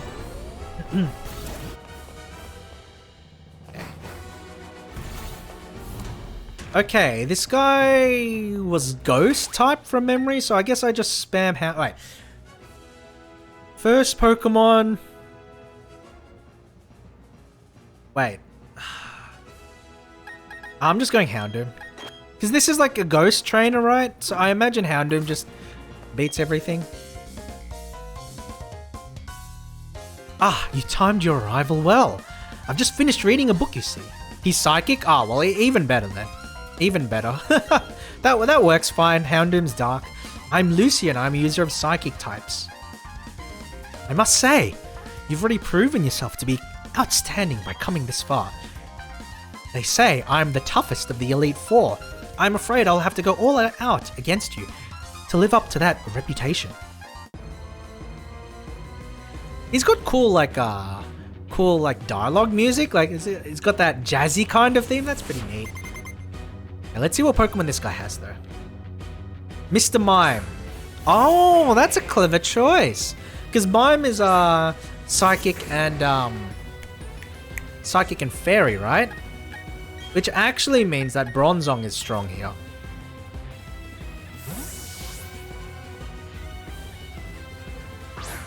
That's a clever counter pick to like what is like, you know, the dark Pokemon. Okay. I want to try and stall out the Reflect if we can. So we'll just Hypnosis. Tricked into switching while he sets up screens. That's fine, Jazaku. That's fine. Right, because we can stall out the screens pretty easily. There we go. I guess Heavy Slam. And then this should do like 60% because of the screens. Or not even, it does like 40, okay. That's fine too though. Because we're still stalling it out. Yeah, so that's the second turn of Sleep, which is nice. Yep. And then this turn, he should be guaranteed to wake up. How did Mr. Mime survive that? So, sign in. So, earlier, Mr. Mime used a move called Reflect, right? And what Reflect does is it allows it to halve incoming physical attacks, which all of these are. Right? And so, I don't know. Hold on. Yeah, and so that's how come. That's how come. He was able to survive because of the Reflect. But I don't mind, because I was able to get the Hypnosis on him. So what that means is that I'm stalling out like all of these turns. So this is probably like the third turn, which means like after this turn, there's like one more turn of Reflect. So he'll wake up this turn. Dazzling Gleam barely does anything. Yeah. And then this should KO. And then I think there's like one turn of Reflect after this, which is fine. Very nice. Because I can go back out into Houndoom, and Houndoom uses special attacks. Medicham. Okay, so that's fighting Psychic, right? So I still can't really use Houndoom. But if it's fighting Psychic, I'll just bring out Azumarill. Yeah, that's fine. Does your Totem not have any special attacks? No, it does not. No, it does not, Sinon. This Bronzong, like, I can build it that way, but this particular Bronzong has physical attacks only. So we got one more turn of screens, unless the Mr. Mime had Light Clay. So let's find out if it was Light Clay. We're faster? Wow, okay. Good coverage move. Wow, that did so much. Was that a crit? That wasn't even a crit. And the Reflect is still up. So that means it's Light Clay. Is that Mr. Flint, by the way? No, no. This is Mr. Lucian. We were able to beat Mr. Flint. Fighting, though? I guess Luxray makes the most sense. Does it even? Yeah, why not? And then I just use Volt Switch. Or Spark, even. Because if Azumarill is faster, Luxray will be faster. So this makes more sense. Yeah. I mean, we didn't need to dodge, but I mean, it's always nice. So now there should be one more turn of Reflect. And we should be faster, so we'll just use Volt Switch so that we don't have to worry about having the damage cut. Right? And that should KO. Didn't need the crit. Crit's fine. Alright. And so now we can go ahead and... Who do we take out, though? Like, who's my opponent going to bring in? I guess we can come back out into Azumarill because he's low on health. And then we can just bait whatever Pokemon comes out, right? Girafarig. That's normal and Psychic from memory. So we're going to go out into Houndoom. Girafarig. You know, when I was a hatchling, right? When I played Gold and Silver, I always didn't like Giraffe Rig because of the tail. I didn't like Giraffe Rig because of the tail. You know, like, it was a little bit scary, because, like, the tails are kind of scary, right? Okay, this should two-shot, that's fine. Light screen? Well, it's not the end of the world.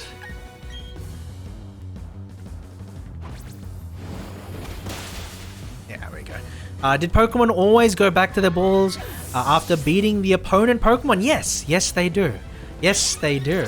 The tail is like a chain chomp, yes! From the Mario games? Yes, I definitely see that.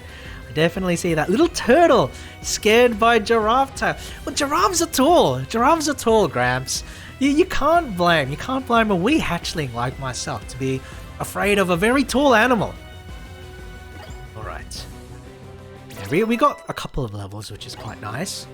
Who's my opponent's next Pokemon? Alakazam, so that's pure psychic. If that's the case, Houndoom's fine here. Oh, but he's gonna use Focus Blast. Just watch. Just watch. He's gonna use Focus Blast. Nasty Plot. Oh. But then what's he gonna hit me? He's gonna hit me with Focus Blast. I can feel it. I can feel it in my bones. That's fine. It did less than I thought. We'll just go Foul Play.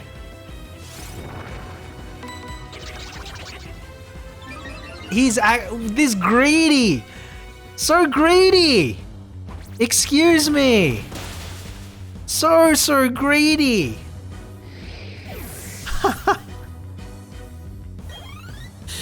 He could have hit me with an attack.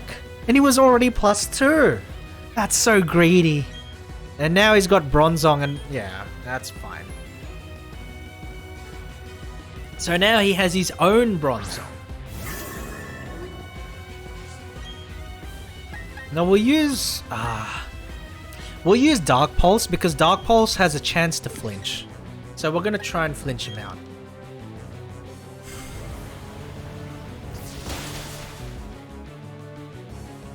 See?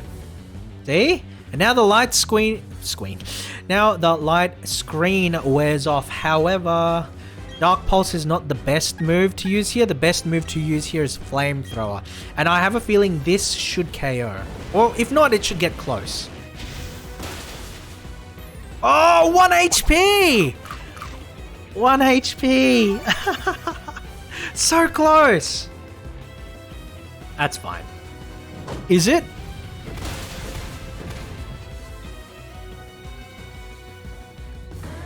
Okay. That was a bit more intense than I thought it would be. It's still fine though. It's still fine though. Because I have Luxray. Luxray is pretty good here. Alright. There we go. I don't remember that happening in the earlier Pokemon games. Wouldn't the game just ask, want to keep the Pokemon in or switch? Yes. Yes, that still happens, Cyanan. Yeah, it's a robot. I already got rid of it. That still happens, but then they show more animations now. They show more animations. Right, this should KO. There we go. And there we go. And that's it. And that's it. For the Elite Four. And then now, we fight off against Cynthia, guys. Against Cynthia. Alright. Congratulations, you've now beaten the Elite Four. However, that doesn't mean you're done with the Pokemon League. There remains the champion. I should warn you, the champion is far stronger than the Elite Four. And go on, step through the doorway for the final battle. We're getting there, guys. We're getting there. Final battle. All right, let's revive. I always hated Bronzong. Either it's immune to ground or it takes like half damage from fire, right? Yes, or resist fire, and you never know until you hit it. Yes. But that's one of the reasons why I like Bronzong, right? Because it has good abilities, but then for this team specifically, like if I were to play doubles with this team, Jizaku, Bronzong synergizes so well with Torterra and Mamoswine. I remember Pokemon Sword and Shield causing mass controversy in the Pokemon community. How are these Gen 4 remakes in comparison? The total Pokedex is still limited. Yes, it's still limited, but like people don't mind too much, right? People don't mind too much because it's relatively faithful to the original games. Like, it's pretty faithful to the original games. And it's like, it's a remake, so, you know, like, you can't ask for too much more. Who's Cynthia's lead Pokemon? Cynthia's lead is... Spiritomb. What does Spiritomb have? I know it has Will-O-Wisp. I imagine it has Hex. It might have, like, Sucker Punch. If that's the case, Houndoom is still pretty good. Because, like, I could bring out a Azumarill, but I'm scared that it would just hit me with a Will-O-Wisp, and that would be disastrous because I absolutely need a Azumarill later on to work on the Garchomp. Right. Here we go, guys. Here we go. The final battle, the champion battle. Can we do it? How does it compare to Heart Gold or Omega set mode? It's already a set mode, Jazaka. I think you may have missed it. It's already in set mode. How does it compare to Heart Gold or Omega Ruby? I think that Heart Gold, Soul Silver is this music's so cool. I really like the piano.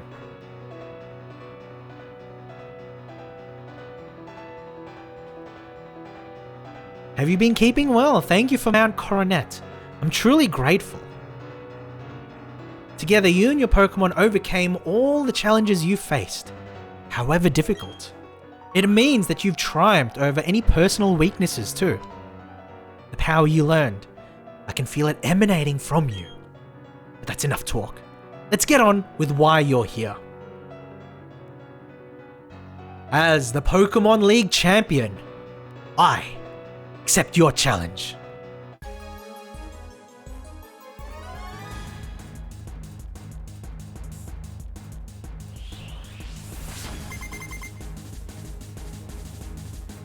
Okay, I gotta settle down. I really like the music for this though. I like the music for this. Alright. Pressure. Under pressure. I want to say Fire Spin's actually pretty good here just because of the chip damage. But then that's if I hit. If I don't hit, then it's a disaster. But we'll try it anyway. Yes, we hit. Very nice. Very nice. Okay, no, that's not going to do much. Well, that does more than I thought. What? Why is Houndoom so frail? Houndoom is terribly weak. Alright, I'm going to hit it once with a Dark Pulse to try and flinch it. And if I can... yeah. Dark Pulse to flinch. Oh! Milotic? Milotic?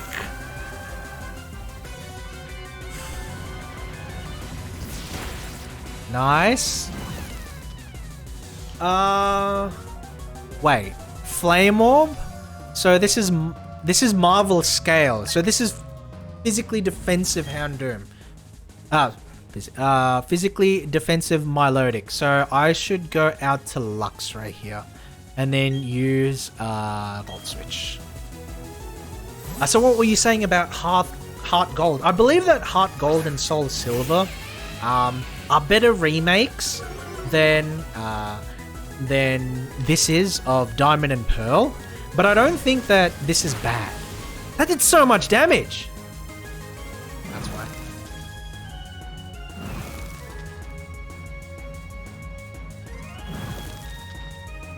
Crit into burn? Crit into burn. Crit into burn. Are you kidding me? And then I probably don't even outspeed, so I'm just going to have to give this up. Wait, no. Let's think about it, because the Intimidate is still useful. That was Scald. Yes, that was Scald.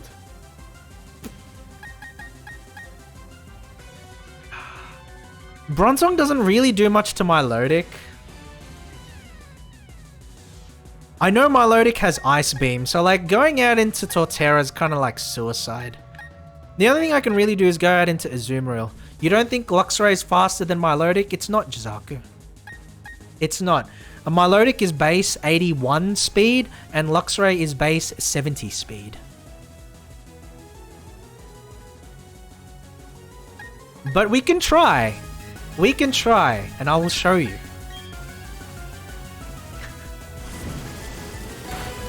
Oh, we still survived though. This is fine. This is fine. This is all right. This is all right. We survived. That's the important thing. That's fine. That's fine. Okay, okay. That's fine. So part of the problem with this team is that like I don't have anybody fast. If I bring out Torterra, it's just gonna ice beam the shit out of me. So the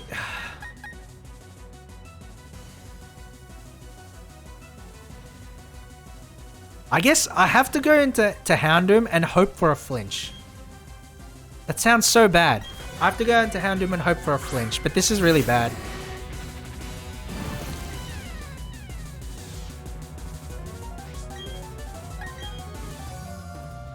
Okay, there we go. Dark Pulse. Give me a flinch.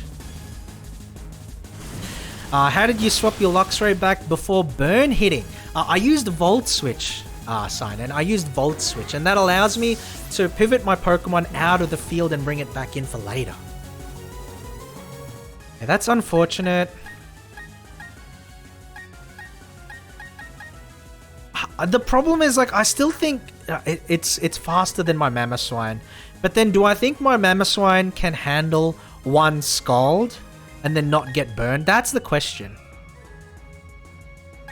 Because I really don't want to use my Azumarill, and I don't want to use my Torterra either.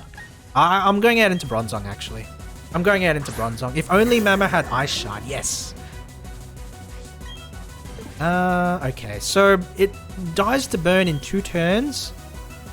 It's going to be definitely faster. Heavy Slam won't do anything, so I'll just use Payback. Okay, maybe I should have used Hypnosis there. That was on me. That was on me.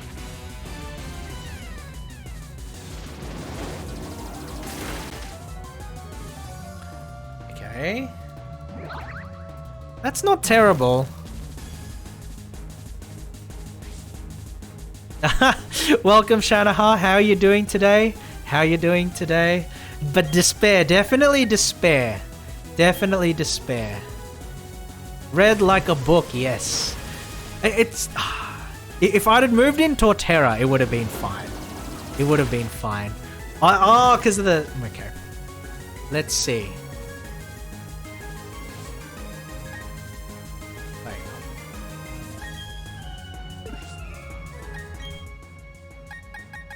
I'm going to have to... I'm going to have to risk it. I have to risk it. Okay, who's it bringing in? Lucario? No, this is fine. This is fine. I'm okay with this outcome. Unless Lucario has Ice Punch. But how are you going, Shanaha? Welcome. Welcome to the stream. Welcome to my suffering. Welcome to my suffering. How are you today?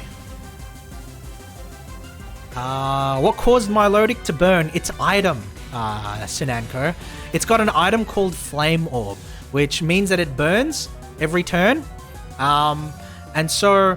when it's burnt, it actually gains extra defense, so it's a lot more difficult to break. Earthquake should really just demolish everybody coming in. And Swords Dance isn't necessarily the right play either. Yeah. Swords Dance was not the right play. Hopefully this isn't Focus Sash. If it's not Focus Sash, we should be fine. Okay, good. Good. I'm doing good, thanks. Is this your first attempt at the Elite Four?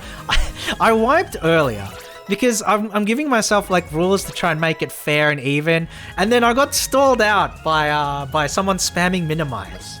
But no, so technically this is my second run. Technically. All right. The problem with this, okay. The problem with this is Milotic is going to use Ice Beam. I already know it. I can see it. I can feel it in my soul. It's going to use Ice Beam. So, can my... Oh no, I can't even KO with Razor Leaf, so there's no point. There's no point. I gotta... I'm using Azumarill. I'm going out into Azumarill. And then I have to hit it with a Play Rough.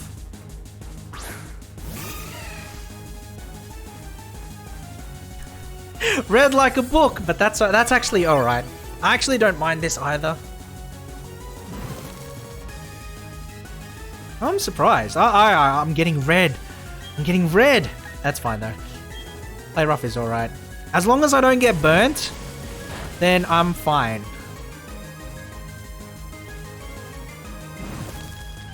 Okay? If I don't get burnt and I hit my moves, I'm okay. If I don't get... I just need stuff to work for me.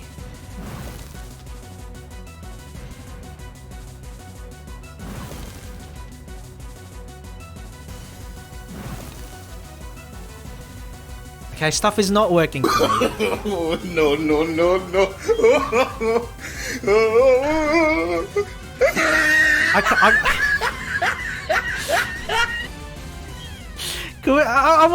Can we just start over? I want to restart my game. That's bullshit.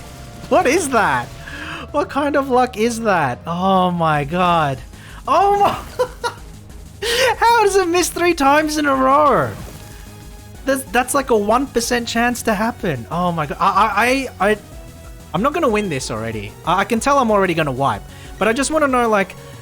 I want to know, like, how much damage it would do so that I can know for next time. Ah! Excuse me? I just want to hit it once so that I know what kind of damage I do next time. Excuse me. Now he uses Ice Beam because he was expecting me to swap out, right?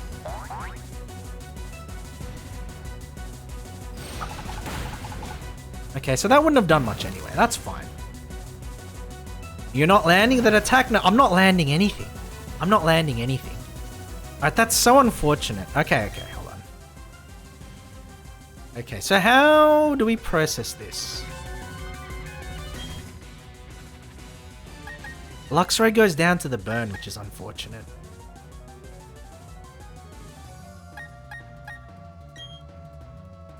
Okay, let's see if Torterra can live an Ice Beam. Let's see if Torterra can live an Ice Beam.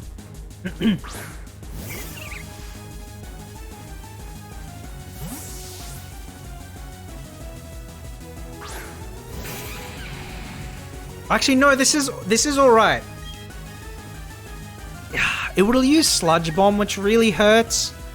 But like at this point, no, at this point I need to use Swords Dance. Energy Ball's fine, unless it lowers my. That did more damage than I thought it would. Okay.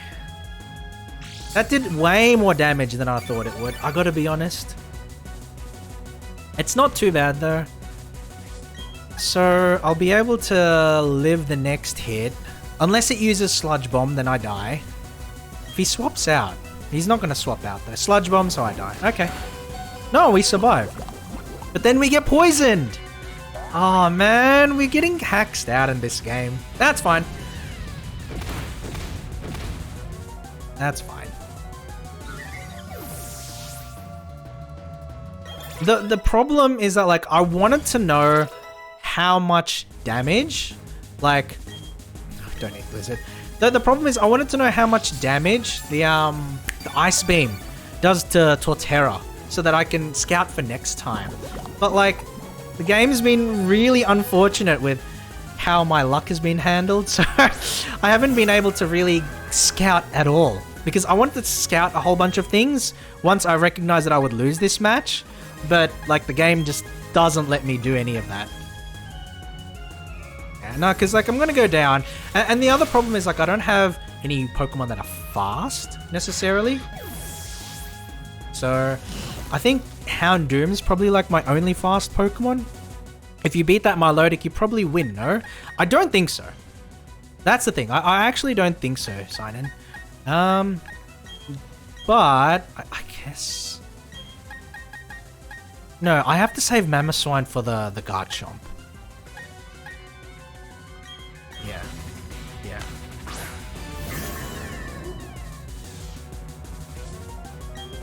He's probably gonna recover here, right? I imagine he recovers here.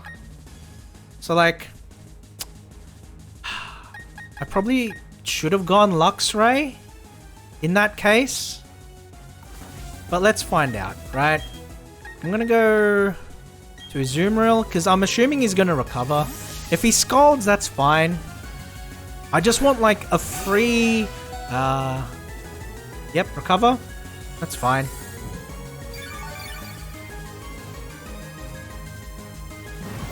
But then, yeah, I wouldn't have done enough damage on the thing. All right. So how do I win this next time? How do I win this next time? I think that I lead with the Azumarill, and then I take out. I lead with the Azumarill, and then I take out Spiritomb straight away. Yeah, I lead with the Azumarill. Are you winning, Toru? No, I'm not, Setsu. No, I'm not. You should have seen there was like a set of like 3 turns or whatever where the worst possible thing that could happen did happen. There was a turn where like I got hit by a Scald, it crit me, it burned me, and then my attack in return missed. It was like every worst possible outcome that could have happened did happen. And so it's like, well, I can't really do a whole lot about that. Murphy's Law. Indeed, Murphy's Law. So let's see, let's see how much Earthquake does. This should probably only do like 20. I want to see how much Skull does. Whoa, that does so much. Crit? Burn! Oh, man. Okay, so it's been like that, you know? It's been like that, but I don't mind. Because now I know that Milotic is like the main threat. I know that there's like a couple other Pokemon there. And then, you know, you need to... Oh, it's because you got burned, Sinan. So if you get burned, you do half physical damage. And so that's why the Milotic, using Scald and burning all of my Pokemon is so... is such a huge problem, right? Because what's happening is that it's cutting all my Pokemon's attack in half, leaving me unable to do anything. So at this point, I'm just going to let it run out because I'm not going to win from here. And I'm not really... Scald's Water, yeah, Scald's Water. I'm not going to win from here, so I'm not really concerned about that. And I'm not going to reset because I want to keep the XP. Like, the XP is, like, really important. No! Oh, JP, appointment over. Got back just in time. No, I'm getting my ass kicked. I'm getting my ass kicked. I got demolished by RNG. But it would have been difficult even if I had better RNG. It still would have been difficult, right? So... You know, it's unfortunate, but I think that round 2 should go better. Round 2 should go better. But how are you doing, JP? How are you doing? How was the appointment? How was the appointment? Hey, I can't beat this Milotic. It's too much of a wall.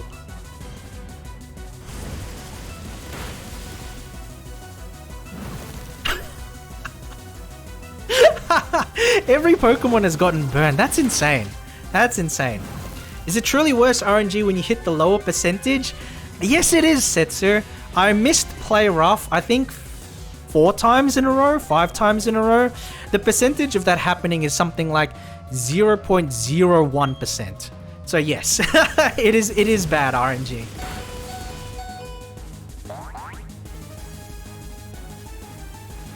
Alright, so that's fine. Yeah, that does nothing. So, it is an issue that I identified earlier, that I may have overinvested into physical attackers instead of, the thing is, like, I have Houndoom, but Houndoom's no good against the Milotic, which is the big issue. That said, I do think that it's not too bad. Like, if we were a little bit better, with the luck, like the RNG stuff, I think we would have made a good show of it. But unfortunately, we just got demolished. Unfortunately, we just got demolished. But we can give it another shot. And we can go for the win. I could try to Toxic it before the burn kicks in. I don't have any Pokemon with Toxic. Hold on.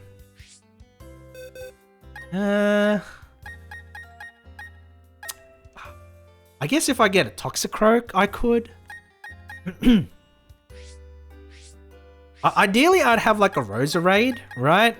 But then I see a lot of people with Roserade, and it's like I want to have different Pokemon, you know? I don't want to have the same Pokemon like I see other people using. So I think me being being a bit of a hipster is kind of messing me up there.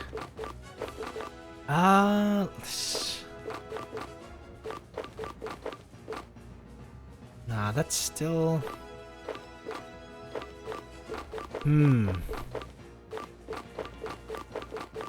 What can I hit here? I actually think... Oh, but the problem is just Ice Beam. Because I legitimately think that Torterra... Oh, thank you for the follow, Simon. Thank you for the follow. Really appreciate it. Really appreciate it. I think that if Torterra can beat Milotic, but it just needs to be in the right position. And I don't think I've been getting it in the right position. Alright. So... bug type, right? So Dustox was the first, so we can just go ahead and use this. I think getting Houndoom stronger is actually important as well. Because it's like my only special attacker. I wonder if I have any... Do I have Energy Ball TM? If I had Energy Ball TM, I could at least do something against the Milotic. Maybe. The Milotic is a big wall that I will need to take out. I'm not quite sure what I'm going to do about it just yet. But we can try our best, right, guys? We can try our best.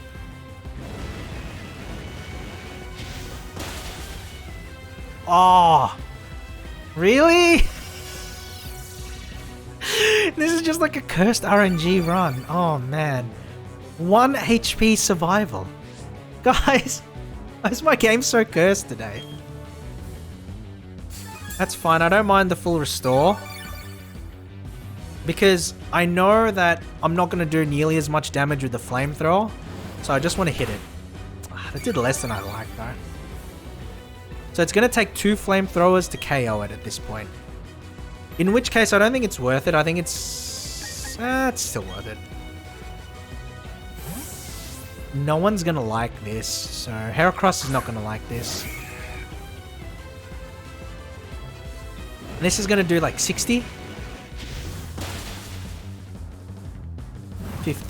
Burn. Okay. Okay, we... Oh, it's Guts. It's Guts Heracross. We should still be faster. What? How is he faster?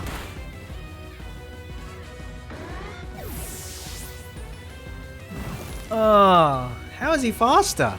Is like... Is my Houndoom just a dud? Houndoom is base 95 speed. Heracross is like base 65 speed. I should be faster.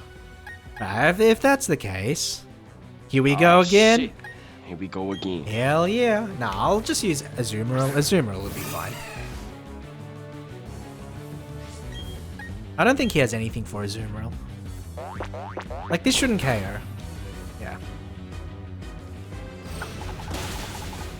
All good. And then now we can sweep with Mamoswine, I guess.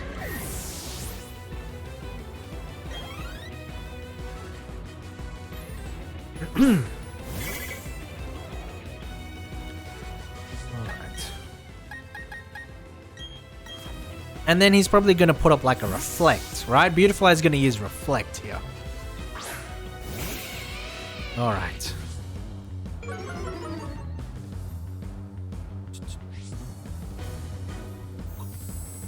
Oh, that's dangerous. Quiver is dangerous. But Bug Buzz should not KO, even at +1. And then we should KO with Spark. Greedy! Greedy.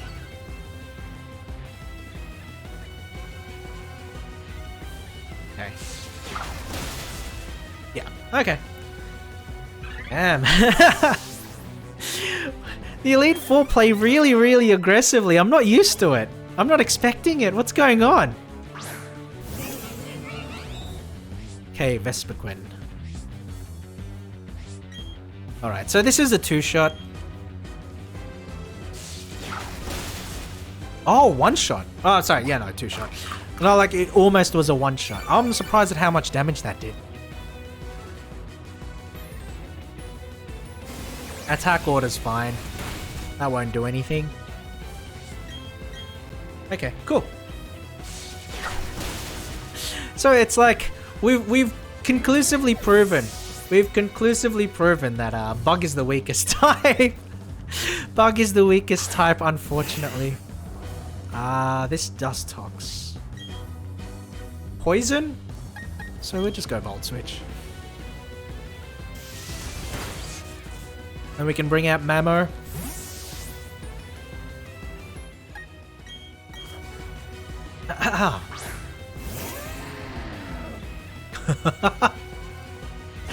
Oh my goodness.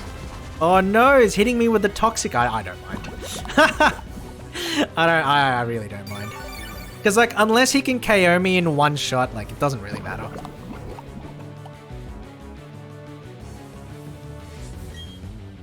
Rock Slide, let's go. Ah! Why? Why, game? Why? Why must you be so cruel to me? Oh, man. Okay. At least we hit this one. This should do like 80. A little bit less. Flinch? Light screen? I don't care about light screen. Do not care about light screen. How's everybody going? Is everybody enjoying? Is everybody enjoying my pain and suffering, guys? You know? Because like... Because I live to entertain. So I certainly hope that, you know, you guys can find a little bit of enjoyment in my pain and suffering. Alright. If he hits me one... Oh, God. I might actually die next turn. I mean, I'm not going to lose the battle, but it's just this luck is really... This RNG is just annoying, is all. Flinch? No? Of course not. Bug Buzz should take me down to like 30%, 30 HP, and then I'm going to die to the poison here. But I don't necessarily mind because I'm going to get a switch into the Luxray, and then Luxray is just going to finish this off.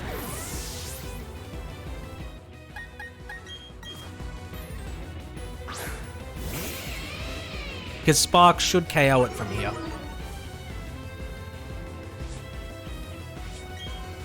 Yeah, because it's like half health, so it's not going to try and full restore, right? Yeah.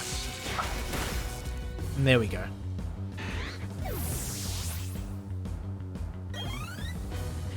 Keck W, exactly. Exactly, Kenjo.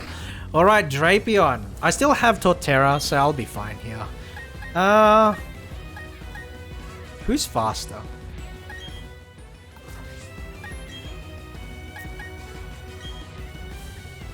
He's faster. Earthquake? Does that KO? Probably. No, it's kind of weak, actually. Kind of weak.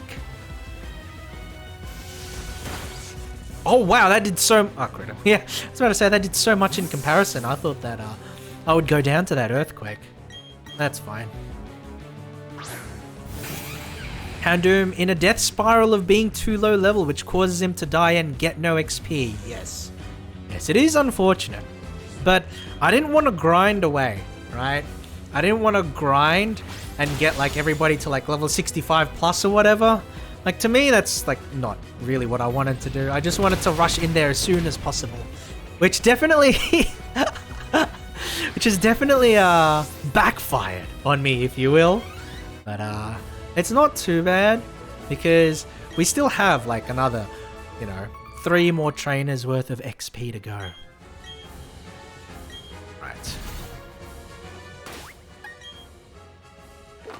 It's the sort of problem that kind of occurs when you have like low accuracy skills, right? Because the thing is in Pokemon, if a move says that it has 90% accuracy, that's wrong, right? That's wrong. If it says 90% accuracy, it actually has 50% accuracy, right? But only for you. But only for you. Okay, cool. Damn, Azumarill is so thick. Azumarill is so chonky. Alright. So next is ground. Oh, thank you for the follow, Glimmy Cat. Thank you for the follow. How are you doing today? Welcome to the stream.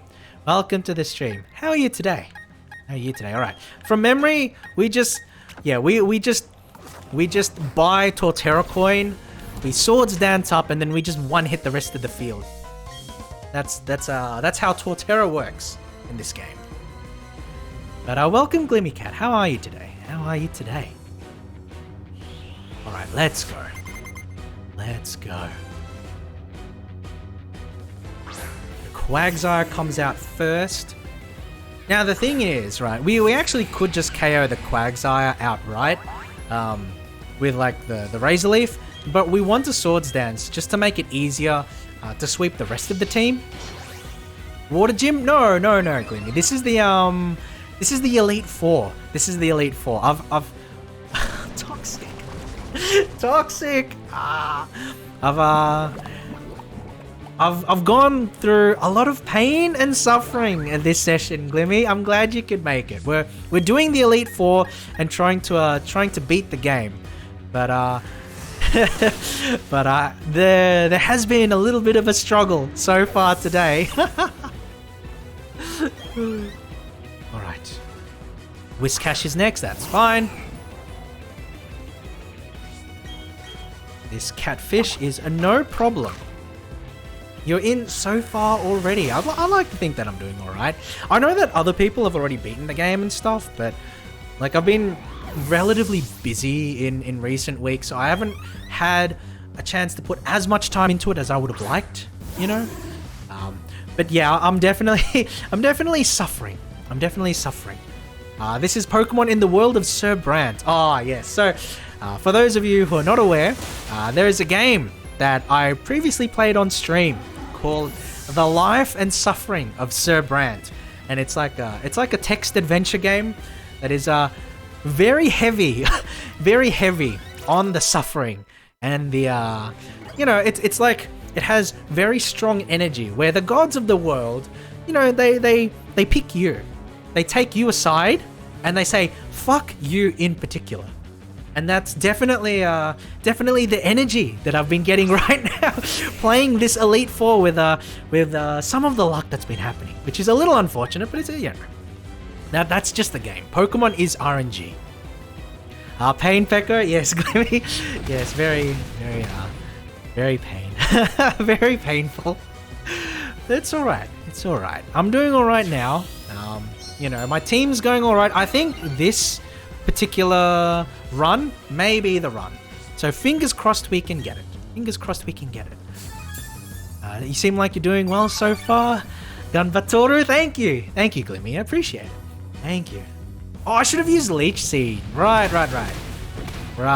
Because like, I know that it lives on Sturdy, so it's just gonna spam the. The full restores, so I should use Leech Seed here to break the full HP, so that my attack next turn actually kills it. Based Tortwig, very much so, Glimmy. Based on what? Some people may ask. Based on the ground that it's standing on. All right, there we go. Earthquake won't hurt. Very nice. Okay, so this should take it out now. Yeah, Torterra does such a good job against this particular Elite Four member. Like it just runs through it, which is nice, which is quite nice. Speaking of nice, level 69. All right, very grounded, so to say. Exactly, Sign, and exactly. Oh, Torterra resist Edgequake. Yes, it does. Yes, it does, Jizaku. Because it's half grass, right? And ground doesn't resist ground, so it just counts as a resist.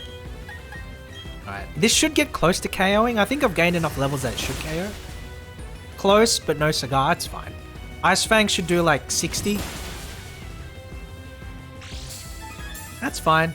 And then Now we Earthquake, right? Now we Earthquake because Bertha is just going to full restore. I guess we could Leech Seed if we're greedy, but Earthquake makes more sense. Oh, that did a lot? Yeah, it did, Cyan, but we're fine. We're fine. Because we can just heal up after the battle. Is that Hippo really Gen 4? I don't remember him. Hippowdon. I think Hippowdon is Gen 3 from memory. There's like a lot of... From memory in Gen 3, there's like Hippowdon's Gen 4. Okay. I may be getting it confused with another Pokemon. Now, this grandma is really smug. Yes, she is. You're quite something, youngster. I like how you and your Pokemon earn the win by working as one. That's what makes you strong. Ha ha ha. I think that you can go as far as you want. I don't know, lady. I've already wiped twice today. I don't think I can go that far. You believe in me, but I don't necessarily believe in myself. Alright, so... Azumarill. Oh. Azul. Yeah. Because the strategy that we employed against Flint last time, which was really successful, was just to fight him head on. What did this grandma do to become the Elite Four? Does becoming a member of the Elite Four require, like, political power and influence? I don't know. I just assume, right? I just assume that it means that you beat all the gym leaders and, you know, maybe there's like a certification. There's like a certification. I'm not too sure, Simon, but you imagine, right? Could you imagine if, like, in a later Pokemon game, right? You have an Elite Four member that got there purely through nepotism. And so what they send out are like level 20 Pokemon, level 30 Pokemon, and they're not fitting at all for being an Elite Four member, but they're there because they have like political power. That'd be pretty funny. I would actually want to see that. Then it would be like a fake out. So like there would actually be an Elite 5 or whatever. That would be cool. She has a Quagsire. She deserves to be in the Elite Four. Quagsire. The water ground Pokemon, like generally speaking, water ground Pokemon are really cool. I like Whiscash. Not that much, but I like Whiscash. I really like Quagsire, and I love Gastrodon. I love Gastrodon. So, you know, water ground, good stuff. To be the very last Elite Four in the game, you must be hot. Well, Flint is a fire trainer. But he's not the last in the Elite Four. There's still someone else after this. That'd be hilarious. Political Peckerman, yes. Yeah. You imagine, like, going into Parliament and everything? You know, rigging the votes, right? You have to battle all of the politicians in order to rig a vote. Like, that would be cool. Waterfall should still do like half. Don't forget Swampert, yes. Oh, Jizaku's onto it. Swampert is based. I'm not even gonna. That did so much. All right, I'm hopping out there. I'm a head out. Actually, no. Why? We can just hit with another waterfall. There we go. Yeah, but Swampert's a really good Pokemon as well. So good memory, Jizaku. Good memory. Pokemon Senate, yes. Intimidating to rig the votes. Very nice. So like you just have like, you know, Gyarados, Arcanine, Luxray, like, you know, intimidate Pokemon, and they just start yelling. They just start roaring at all of the people there. You know, it will be interesting to see. Oh, Lopunny, yes. Flint's most powerful fire Pokemon, the Lopunny. Oh my god, alright, we're going Bronzong.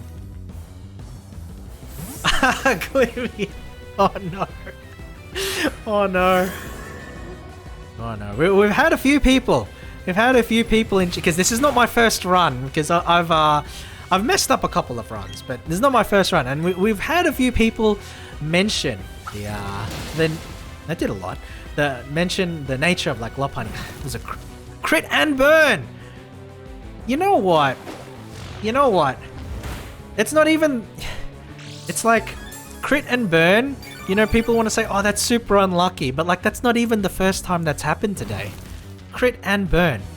Alright, I guess I'm losing Bronzong here. I don't mind too much because I just need to survive this hit and then KO with, not KO, but like hit with Heavy Slam. And that's fine. It's fine if I burn out because I can bring in Luxray next. And then Luxray should be enough to KO. 2 left, okay, that's not ideal. What type is Bronzong? Bronzong is Steel Psychic. It's actually quite tanky. It's a very defensive Pokemon, very tanky. Unfortunately, I've got a crappy nature on it. But it's Steel Psychic, Glimmy. Is Lopunny the final evolution? JP, no! No! No, we can't have that kind of thinking. No. JP, stop. Is this KO? 1 HP! I'm just born unlucky. Born unlucky. That's fine. Because I can go out into...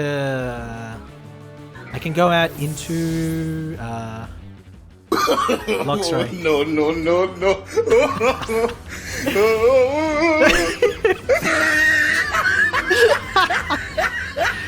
Oh my god. Oh, he's definitely got... Yeah, he's 1,000,000% going to use full restore here, so we're going to Leo. 1 HP again, yes, yes, JP. It's not the... Like, I have had Pokemon live on 1 HP. I've gotten burnt and crit on the same turn more than once for both. You know, it's like, this run has been so cursed. It's been so cursed. Whoa, that's be fine. This run has been so cursed. Alright, that's a good amount of damage because the next shock should kill. Alright. Don't go chasing waterfalls, says Simon. Yes, definitely. You know, you don't want to get too wet. You don't want to get too wet. But yeah, so in response, JP, is Lopunny the final evolution? Ocat was right? There's a Mega Evolution there. And I don't know if you guys have seen it. Have you guys seen the Mega Evolution to Lopunny, like Mega Lopunny? It's like... it's like a, come on now, really? You know, kind of thing? Okay, hold on. If you haven't, I'll get up a picture if I can. Just give me a second. They knew what they knew exactly what they were doing. Ocat has it right. They knew exactly what they were doing. Let's get this open. Okay, hold on a sec. Hold on a sec, guys. Sec. Oh yeah. Mega Lopunny. Show us Mega Lopunny. Oh no. Okay. Since you guys are asking for it, since you guys want the Yep, there we go. Looks like Glimmy Cat has seen it. Alright, hold on. Let's see. Window. Hopefully this won't, like... Hopefully this won't lead to anything too yab or anything like that. But Mega Lopunny. Hold on. Yeah. Let's go. Open image in new tab. There we go. They gave her ripped stockings, guys. Like, they made the arms super skinny, and they gave it ripped stockings with like thick thighs. Like, come on, Pokemon Company, get your shit together. You know what you're doing. That is not healthy. That's not wholesome. You know, it's like Gardevoir, Lopunny. My goodness, guys, what's going on? Oh, Driftbloom. Oh, this guy.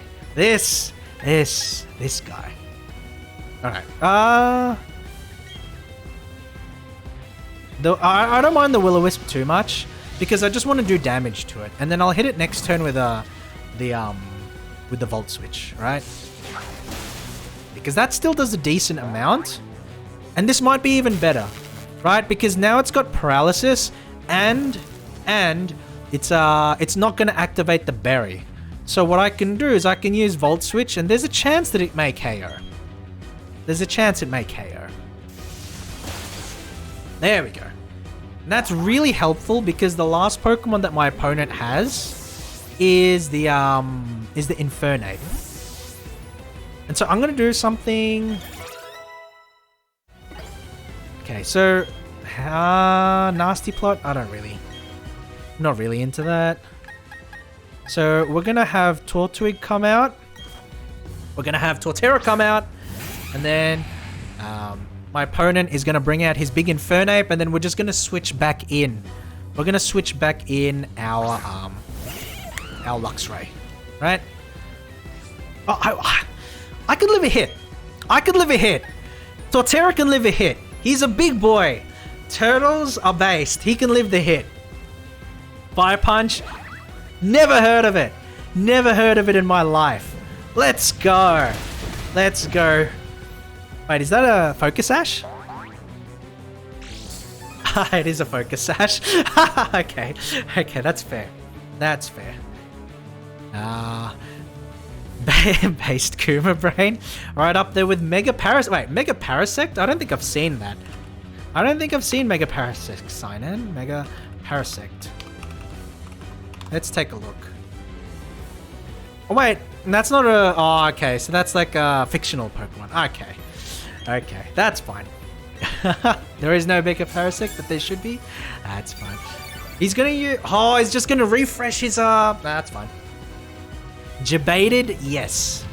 Definitely Jebaited. I love how the Sinnoh Trio can super effective the reverse way. Yeah, with the secondary typing, right? Jisaku? Yeah, okay. Nice. Got him. Mamoswine leveled up, which is nice. Alright, very good. Very good. So now, I wasn't expecting this. I wasn't looking down on you, but I didn't think for a second I'd lose. This is fantastic. You and your Pokemon are inspiring.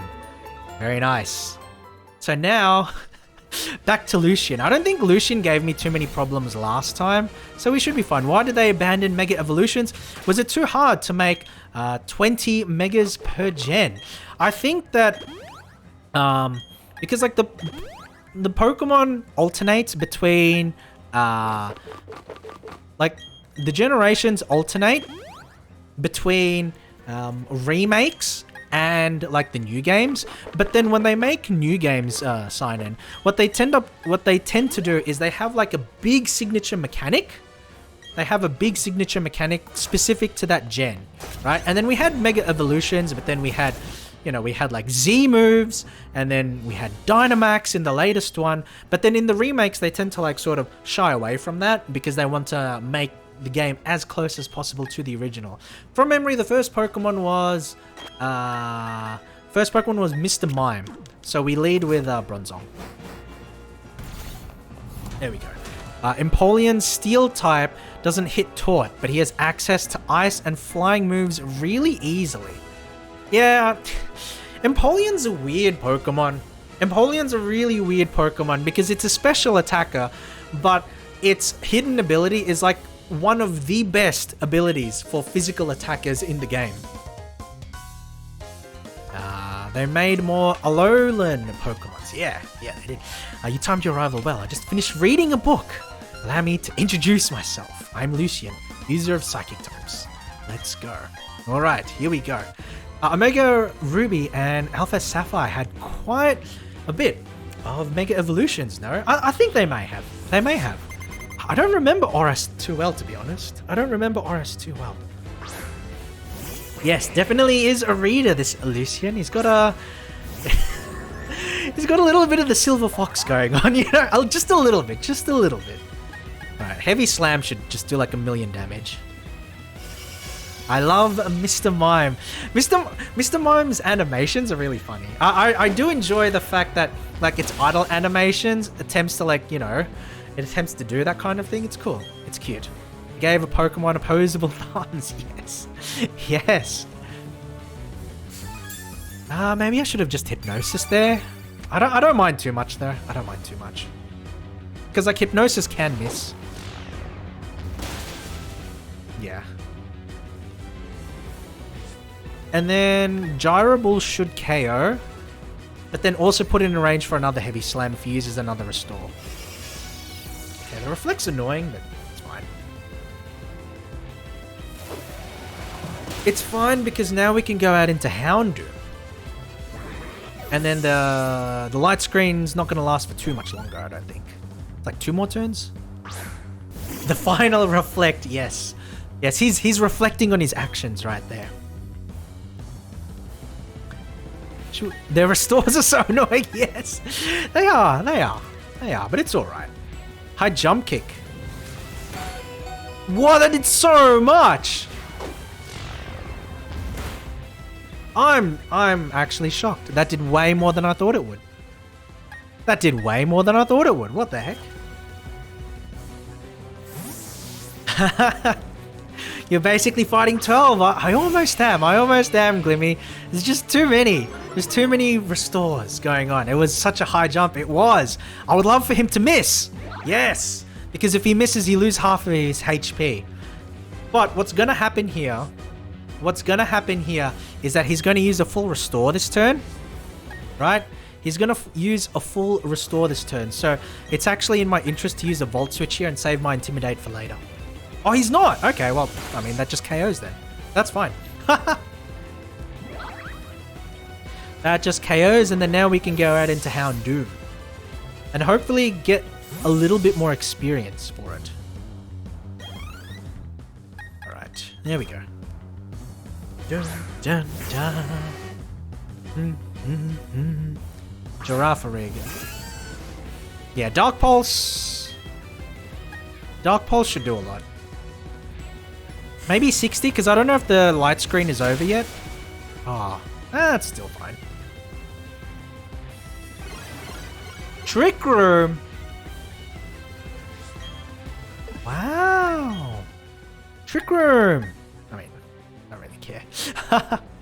wait, okay. I want to know what kind of damage it has for me. Like, what can Girafarig do to Houndoom? I'm curious now. Thunderbolt. Oh, that's not too bad. And then now light screen wears off. Yeah. Okay. Did the Hawaii gen have no remakes? Oh, not yet.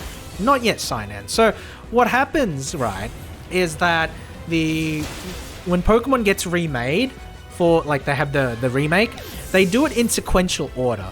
And the Hawaiian gen, which is the Alolan gen, I think that's Gen 7, is one of the latest gens.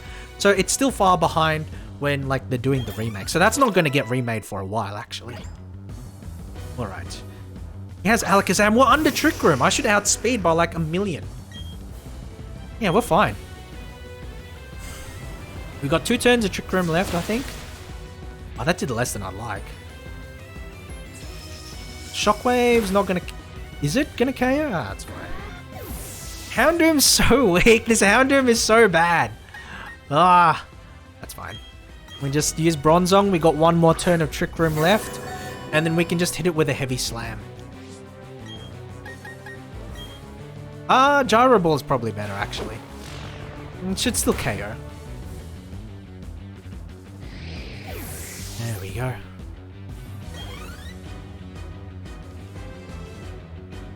I mean, there was no remake on Gen 7 since Gen 6 remade 3 and Gen 8 remade 4. I believe Gen 7 was the remake for 3, right?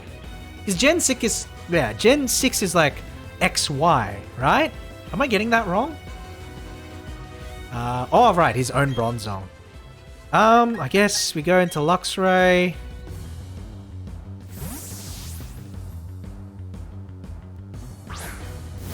And then we just spam Crunch. And then that's it.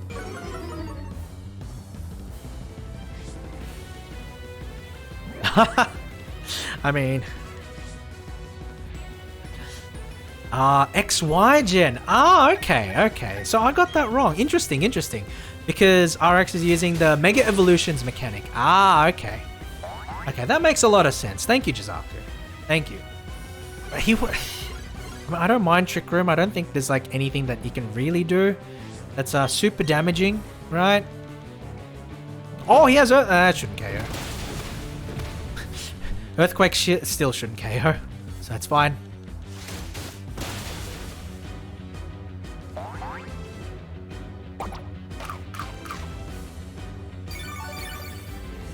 That's like the 4th time an enemy Pokemon has lived on 1 HP. If Luxray goes down here, I don't care. It's gonna be a roll. And we survive it by 1 HP. Do I have Trick Room? No, I don't, Jizaku. I don't have the TM. I don't have Trick Room. Otherwise, I would consider it for my Lodic.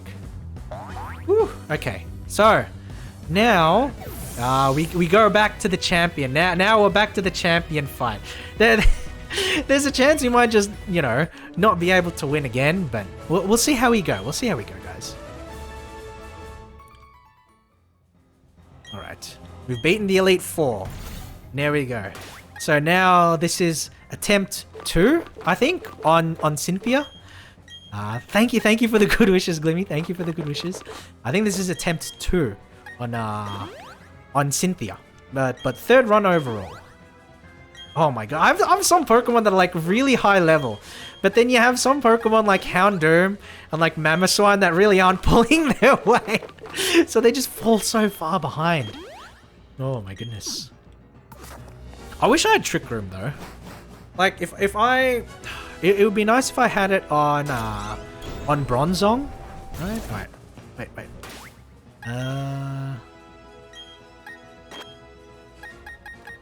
Azumarill. So the concern with leading Azumarill is if my opponent's Spiritomb just uses Will-O-Wisp on it and then it just gets demolished. But I mean, we'll see how it pans out. We'll see how it pans out.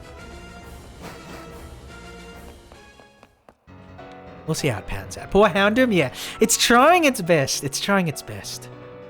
I really do like the piano though. Piano's so good here. Piano is so good here. Alright, let's get into it.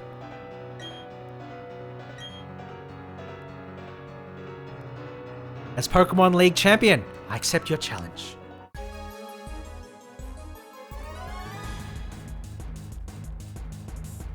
Cynthia's song is so damn good. Exactly. It is really nice. Like, it has the amazing sort of like the piano introduction, and then the actual song is super, super hype. I 100% agree, Shanahan. I 100% agree. Kill her, destroy her. We'll try our best, Glimmy. We'll try our best. All right. Play her off. Please don't miss. 1 HP. It's gonna Will-O-Wisp me. It's gonna Will-O-Wisp me. Just watch.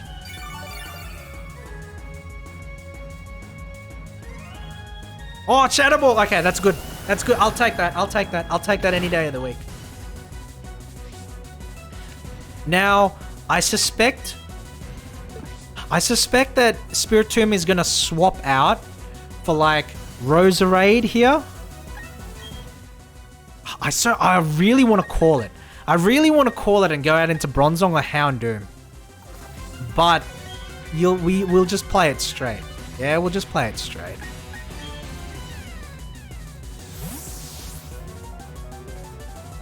See, I knew it. But we get rid of the Focus Sash, so it's not too bad. I knew that would happen. That still did a decent amount of damage. That's fine. We can go out into Bronzong here. Oh, is this Milotic time? Gastrodon. Okay, I don't care about Gastro. I don't care about Gastro. Because Bronzong is such a good... Okay, so Gastrodon probably has Scald, Ice Beam, Earth Power, and like a last move. I'm inclined to think I'm inclined to think he's going to swap out to Milotic, so we're going to try and hit it with a Hypnosis. Oh, well, that's fine. We're still faster, so we still get the Hypnosis off. That's fine.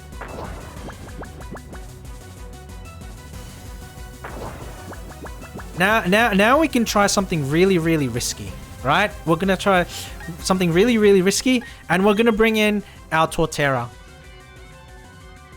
Because I know this Gastrodon probably has Ice Beam, but I need Torterra on the field to set up with Swords Dance in order to break the Milotic. Rock Tomb's okay, I don't mind that too much. Rock Tomb's okay.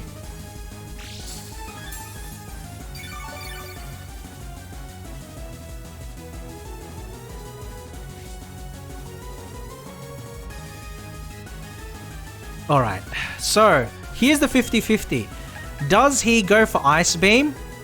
Or does he swap out to Roserade? I'm going to say he swaps out to Roserade. Because I don't think Gastrodon can KO my Torterra from here. I called it wrong. That's fine. Let's see how much damage this does. Because we're still faster. Oh, he's using Rock Tomb. Oh, I'm okay with that. I'm okay with Rock Tomb. Because I'm already slower than the rest of the squad. +2 Torterra should be okay. Like, it's gonna do a lot to everybody. Ice Beam. Still faster than Gastrodon. Hey, I'll take it. I'll take it.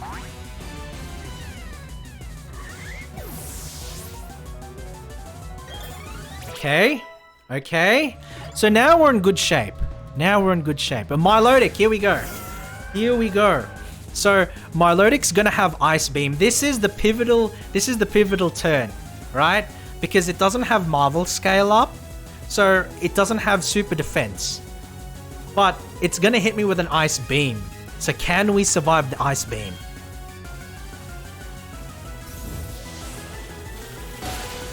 Ah!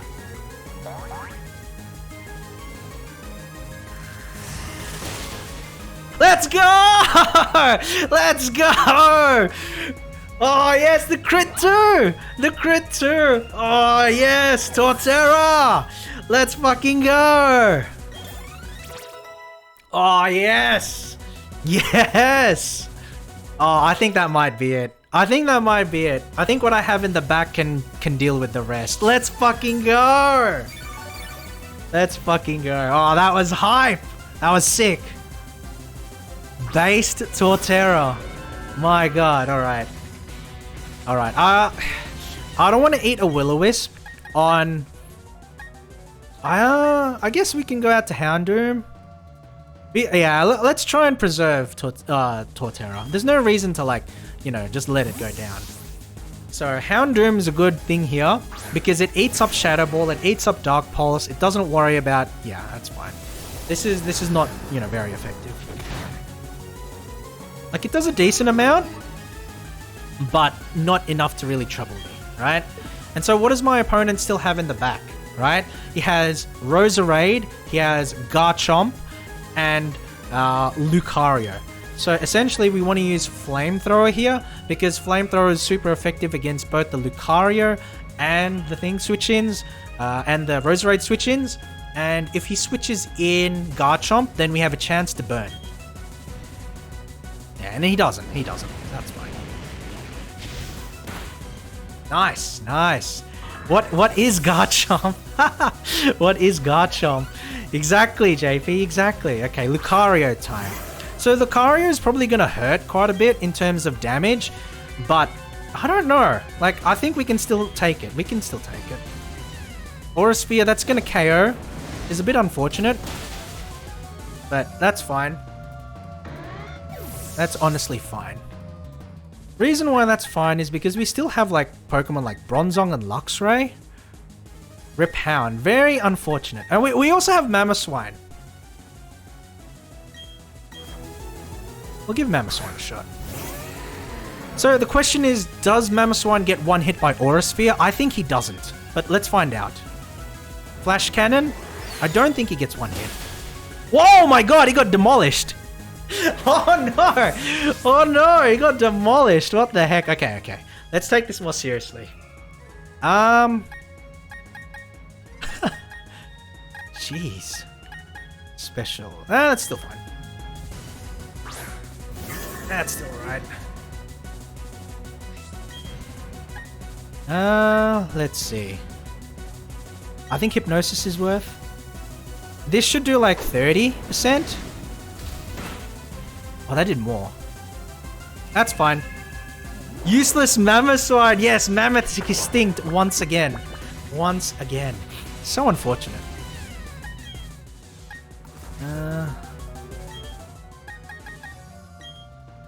This is risky. This is very risky, but I have to try it. Because, like, the Lucario has actually put me in a pretty difficult spot. So he's fast asleep this turn. And then it just matters, like, if he wakes up this turn and then KOs Torterra, then I'm in a rough spot. But if he falls asleep again, then I'm fine.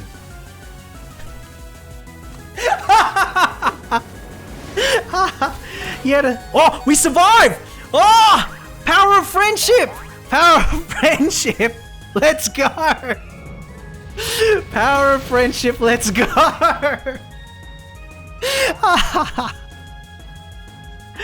Oh my god. The power of friendship, let's fucking go!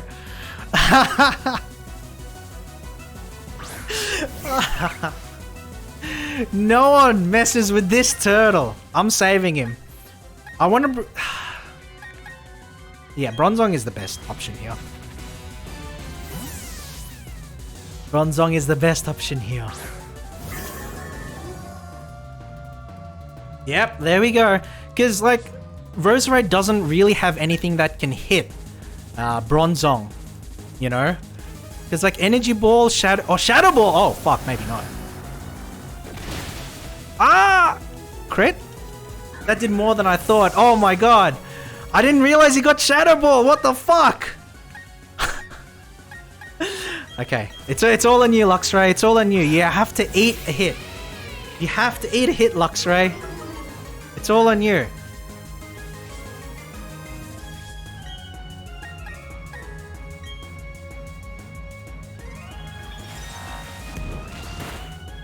Ah, that's bad. That's bad. Wah! Wah! Okay, hold on. I think I lose now.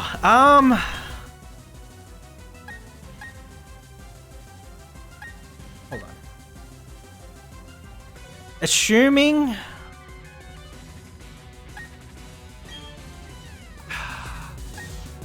Okay, assuming they... I mean, like, I can easily just, like, full restore my own Pokemon and then we win, right? But I don't want to win like that. I don't want to win like that. Right? Alright, hold on.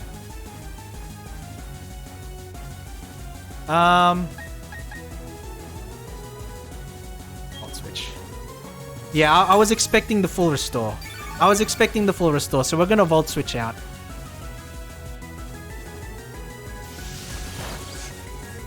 Okay.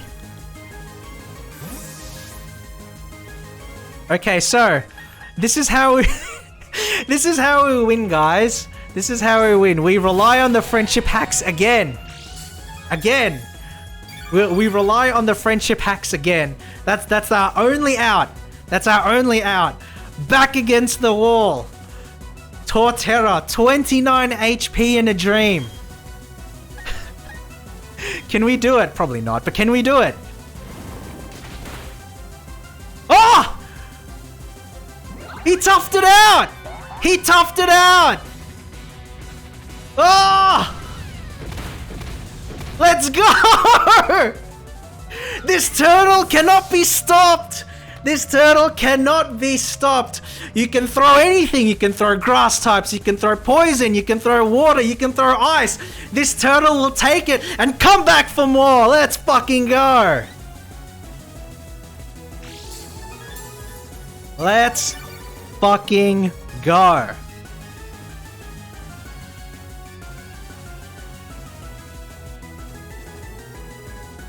Alright, Garchomp. Alright. This is the tough one, right? Because I want to go out into Luxray so that my Azumarill will be able to survive an earthquake. Right? Oh, actually, no. Azumarill probably can survive earthquake. No, I don't. But then if he uses Swords Dance, it's actually over for me, right? So I'm going to believe. Like, I won't be able to KO. But I want the... Yeah, because like if I don't get any damage off and then he gets off the Swords Dance, then the game's pretty much over. So we're going to try again. We're going to go again. We're going to use Earthquake. Come on, Turtle. Dragonfly. Okay, that's fine. He's done his role. Okay. Torterra did absolutely everything in his power possible. We can't blame him. Cannot blame him. Alright, so we're gonna bring out Luxray. Get the Intimidate. Alright. And then we're going to Leer. That's fine. Okay? Because now Garchomp is -1. So if it wants to be able to KO my Azumarill, it needs like a crit or something like that. So here we go. Back against the wall. 1-on-1. Azumarill versus Garchomp. End of the road. Toru versus Cynthia for the title of Sinnoh Pokemon Champion. Can we do it? Fuck, he's got Poison Jab. Oh, fuck. Alright, we living? Ah, no, it's not enough. Alright. Oh, no, it's not enough. No. Okay. No. Can we do it? Oh, no. Oh, no. No.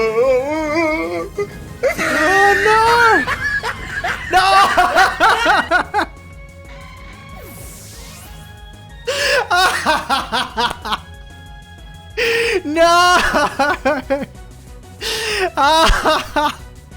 The dream is dead! Oh, the dream is dead! We got so far. We tried so hard and we got so far. But in the end, it doesn't even matter. Oh, the dream is dead. No! Torterra did such good work. Oh no. Oh, it's over. The dream is dead and so am I, guys. It's over.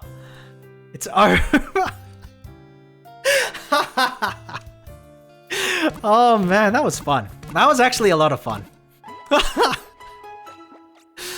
Oh my god. No, the Mamoswine's good, I swear. The Mamoswine's good. He's just too low level, unfortunately. He's just too low level, but he's good, I promise. I promise he's good. It's unfortunate, actually. If Mamoswine had Ice Shard, that would probably be enough, right? If Mamoswine had Ice Shard, that would probably be enough. I have to admit. I'm looking at the time. It's getting a bit late. I don't know if I can keep going. I think I may have to admit defeat for today, guys. I think I may have to admit defeat. You know, I was at this for several hours. I tried my hardest. I believed in the power of my Pokemon. But in the end, I don't think it was enough. Guys. You know? Strong Pokemon, weak Pokemon, truly skilled trainers try to win with their favorites. But unfortunately, it's trying to win with your favorites that ends up losing you everything. You know, you try and go for the very tippy top with the Pokemon that you care for, that you like, that you love. But it's not good enough because they're not meta. And that's Pokemon. And that's the story of Pokemon. Now, I'll give it another shot tomorrow. Actually. To be honest, if I'm actually being completely honest, if I got rid of Mamoswine and then I brought in Staraptor, you know, like I probably have it. And it's like, I have my own Garchomp, you know, like I've got, you know, Dialga, like I've got Pokemon that I can use for this. It's just that I like Mamoswine. It's just that I like Mamoswine, and that's why I've been using him, you know. But I think that will be it for the game portion. There's still other stuff that I want to do today, but I think that'll be enough for the game. We got there almost, guys. We tried so hard to get as close as we could, and we legitimately got to the very end. The very last Pokemon on the very last turn. We got as close as possible without actually reaching our goal, which is just heartbreaking, guys. It's really just heartbreaking, and it's taken a lot out of me, I have to admit. Housekeeping portion. Exactly, Sonico. Exactly. But alright, let's head over. I do want to thank everybody for coming along, though. I really do appreciate it. It's funny because like I actually had a video that I put together, and I'm really proud of myself for putting it together because I thought of the idea for the video when I was at work earlier. And then when I got home, I was like, all right, I gotta fucking do this now. And I put together like a small video, and I got it rendered and everything in like about 40 minutes. So like while I was preparing for this stream, I got it like ready to go. And I'm really proud of myself for doing it. But I wanted to play it when I beat the Elite Four. But I didn't beat them today, which is so unfortunate. Oh, it's heartbreaking. It's heartbreaking. But I'm still gonna play the video anyway because I put effort into it, you know. And I want to see that effort rewarded. You know, everybody who is in chat right now, you guys, you know, I've been at this for like 3.5 hours or whatever, 3 hours. And, you know, I want to show off the video to everybody who's still in chat, and, you know, people, whether you were here for just a minute or whether you were here from the very start, I do want to say thank you for coming. So, hold on. This was what I was going to play after I won the championship, but I didn't win. Black Zetsu, welcome. It's been a little while since I've seen you around. How are you doing, Black Zetsu? How are you doing? But welcome to the stream today. We didn't win, but we tried our best. Exactly, Glimmy. We'll get him next time. But this is what I put. I'm so happy that I was able to put this together in like 40 minutes, honestly. But yeah, just let me get it up. Have you ever noticed that the pacing, tone, and story development of Pokemon changes after Ash is hit by lightning in the early episodes? How Ash and his world are relatively normal until after that incident? Well, I have a theory. The accident with the bike put Ash into a coma. Days later, he was found and hurried to the hospital and treated with heavy medications. This is why Team Rocket became less menacing. The medication took effect and stabilized his coma dreams so that, instead of being terrifying, they became idyllic. They allowed him to live out his Pokemon Master fantasies. After the beginning episodes, the series is a result of Ash's subconscious mind fulfilling his desires as well as attempting to escape reality. Poor kid. Should Ash realize that he's in a coma, he would wake up and suffer brain damage. So he must take down all of his mental barriers one by one. The coma and fantasy explains why he never changes much physically. It explains the worldwide socialism as he thought up a safe system of government that would run smoothly and keep the world going, allowing his adventures to work like they do. It also explains how a child can go off into a world full of dangerous and untamed animals. In addition, it explains why every town has the same police officer and every Pokemon Center has the same nurse. Why is it, friends, that every time he enters a new region that virtually no one has heard of him, despite his conquests? How else could Paul, the rival of the Sinnoh region, not know of someone who placed in at least the top 16 of all 3 leagues and destroyed the Orange League and the Battle Frontier? I ask you. You may recall that early in the show there were animals and references to animals. For example, the fish in the aquarium of the Cerulean City Gym, or that the Pokédex lists Pikachu as rat-like. These animals don't matter to Ash's psyche, and so they don't come into play much. If Ash loved puppies, everything would be about different breeds of dogs and a dog fighting circuit.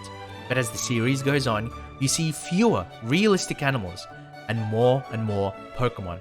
This could be a sign of Ash's mind deteriorating. As he's in the coma, he's losing concepts of some animals and machinery and replacing them with Pokemon. It could explain things like electric Pokemon working as power generators. These are signs that his memory of the old world is slipping more and more as time goes by. The Pokemon realm will be idealized continuously the longer he has no stimulus from the real world. Ash may or may not be mentally deteriorating, but he is becoming more accustomed to his fake world's rules. The wild Pokemon are his rationalizations for the functioning of his created society and fantasy. It's the "a wizard did it" syndrome. If he doesn't know how it works, his mind says it's a Pokemon. Mewtwo, on the other hand, is a new form of treatment introduced from the outside, done with electrical impulses and a machine to stimulate Ash's body directly, a last-ditch effort to rehabilitate him. There were side effects. The electric jolts were beginning to affect Ash's nervous system. If the treatment continued, he would be paralyzed.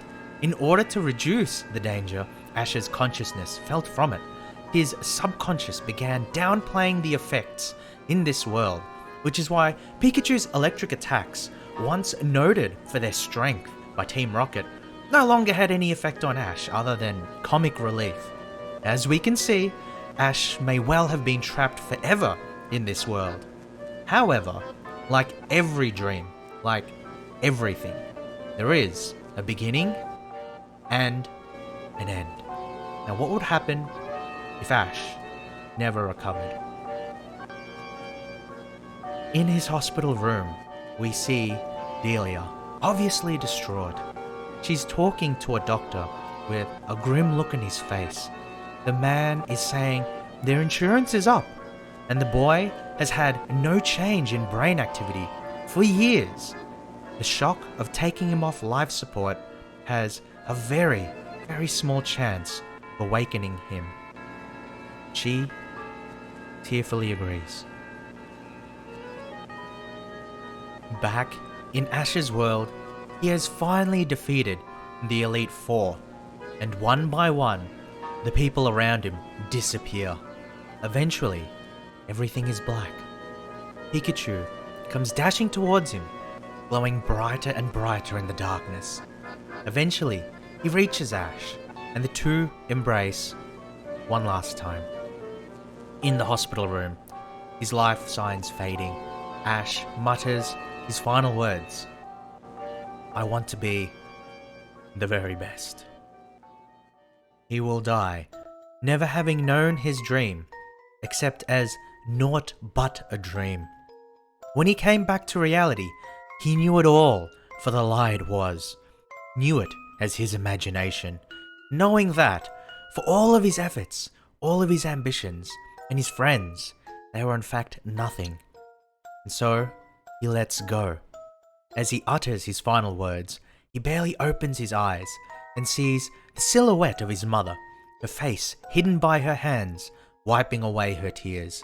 They make eye contact, and one final realization fills him before he loses all of his strength. He sees that his mother was holding out hope that he'd recover all that time. He sees her and finds that her hope had been broken once and for all, as she'd come to the realization that she'd outlived her only child. He dies, knowing that he is loved, but that it means the one person closest and most real to him is utterly crushed.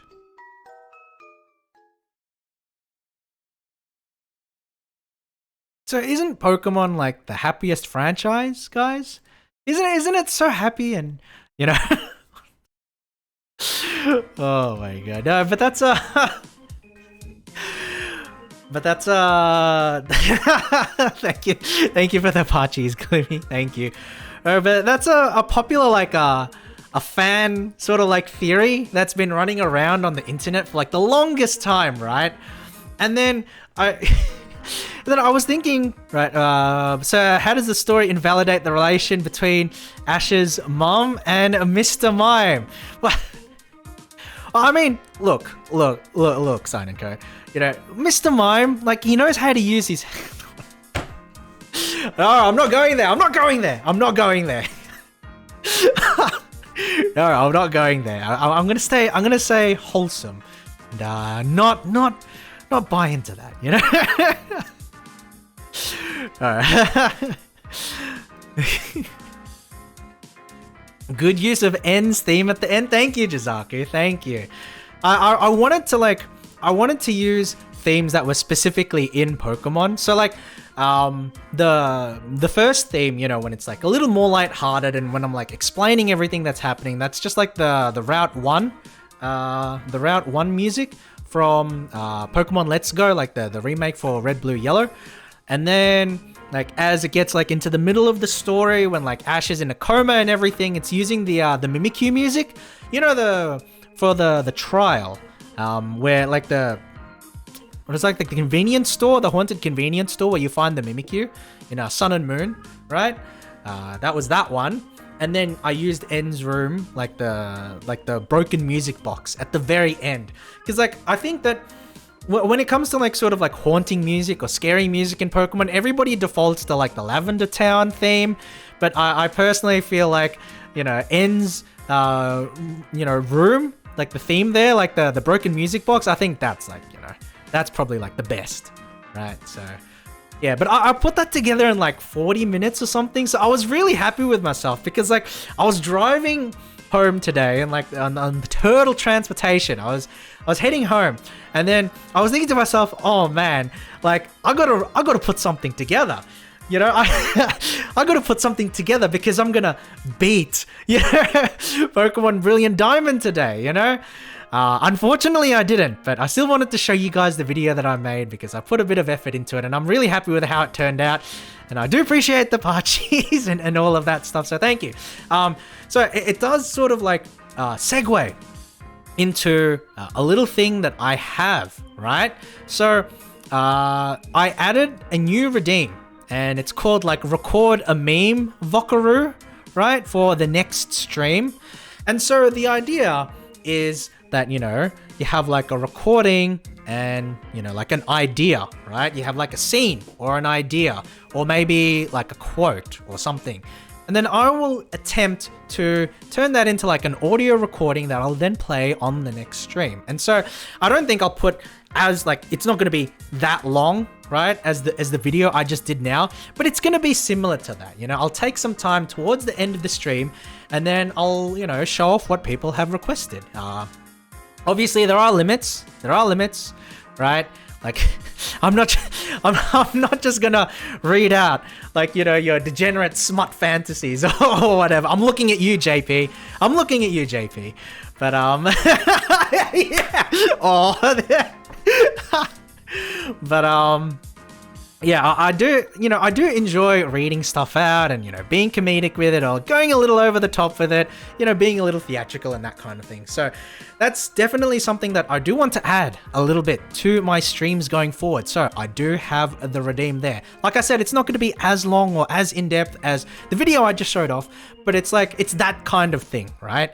You know, it's that kind of thing where you can, you know, just request like a scene or a meme or something and I'll try and make something out of it and that kind of thing. But I think we've come to the end of the stream, so I am going to be heading out. I want to thank everybody again. Thank you so much for sharing the experience with me. You know, there's a lot of ups and downs with our fight against the Elite Four. Unfortunately, we could not get the big W, but I really had a lot of fun, and I want to thank you guys for being here with me. You know, sharing the experience with me. From Torto to you, thank you so much. Whether you were here for just a second or you were here the whole time, I really do appreciate it. Whether you were chatting, whether you were lurking, doesn't really matter. The fact that you're here and that you enjoyed the stream means a lot to me. So thank you so much, guys. Thank you so much.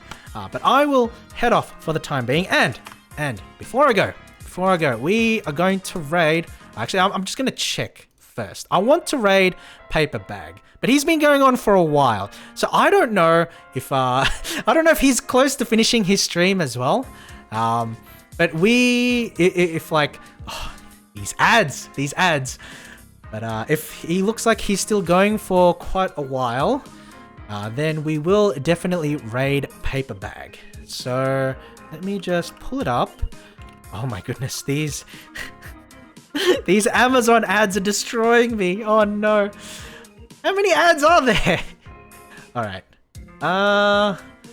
Okay, based on this, he looks like he's still pretty deep in the session. So I don't know how long he's going to keep going, but he's not yet going to immediately finish up, I think. So we'll all be raiding Paper Bag. Don't worry about a raid message or anything. Just say hello and that kind of thing. Be friendly. Leave him a follow. He's currently playing Tabletop Simulator. So, if you enjoy kind of D&D experience and that kind of thing, you may enjoy a Paper Bag streams. He's a very chill guy, very cool guy. And yeah, I'll be sending you over in just a moment. Again, thank you so much for coming along. I will stream again on Wednesday. So in 2 days from now. In 2 days. D&D route. Oh, yeah. Pen and paper is different to on the PC. But you know what I mean, Cyananko. But yeah, please check out my Twitter if you have time. I do have my schedule there. I'll let I always notify people before I start streaming, or if I have a stream or that kind of thing. I'll always put it there on Twitter. So yeah, be sure to check that out. Thank you guys for coming along again. Really appreciate it. Take care of yourselves, and I hope to see you all next time. Board games are pretty fun, actually. Board games are pretty fun. Unfortunately, I haven't played too many board games recently, but board games are pretty good. Yeah. I'd agree. But yeah, take care, guys, and catch you later.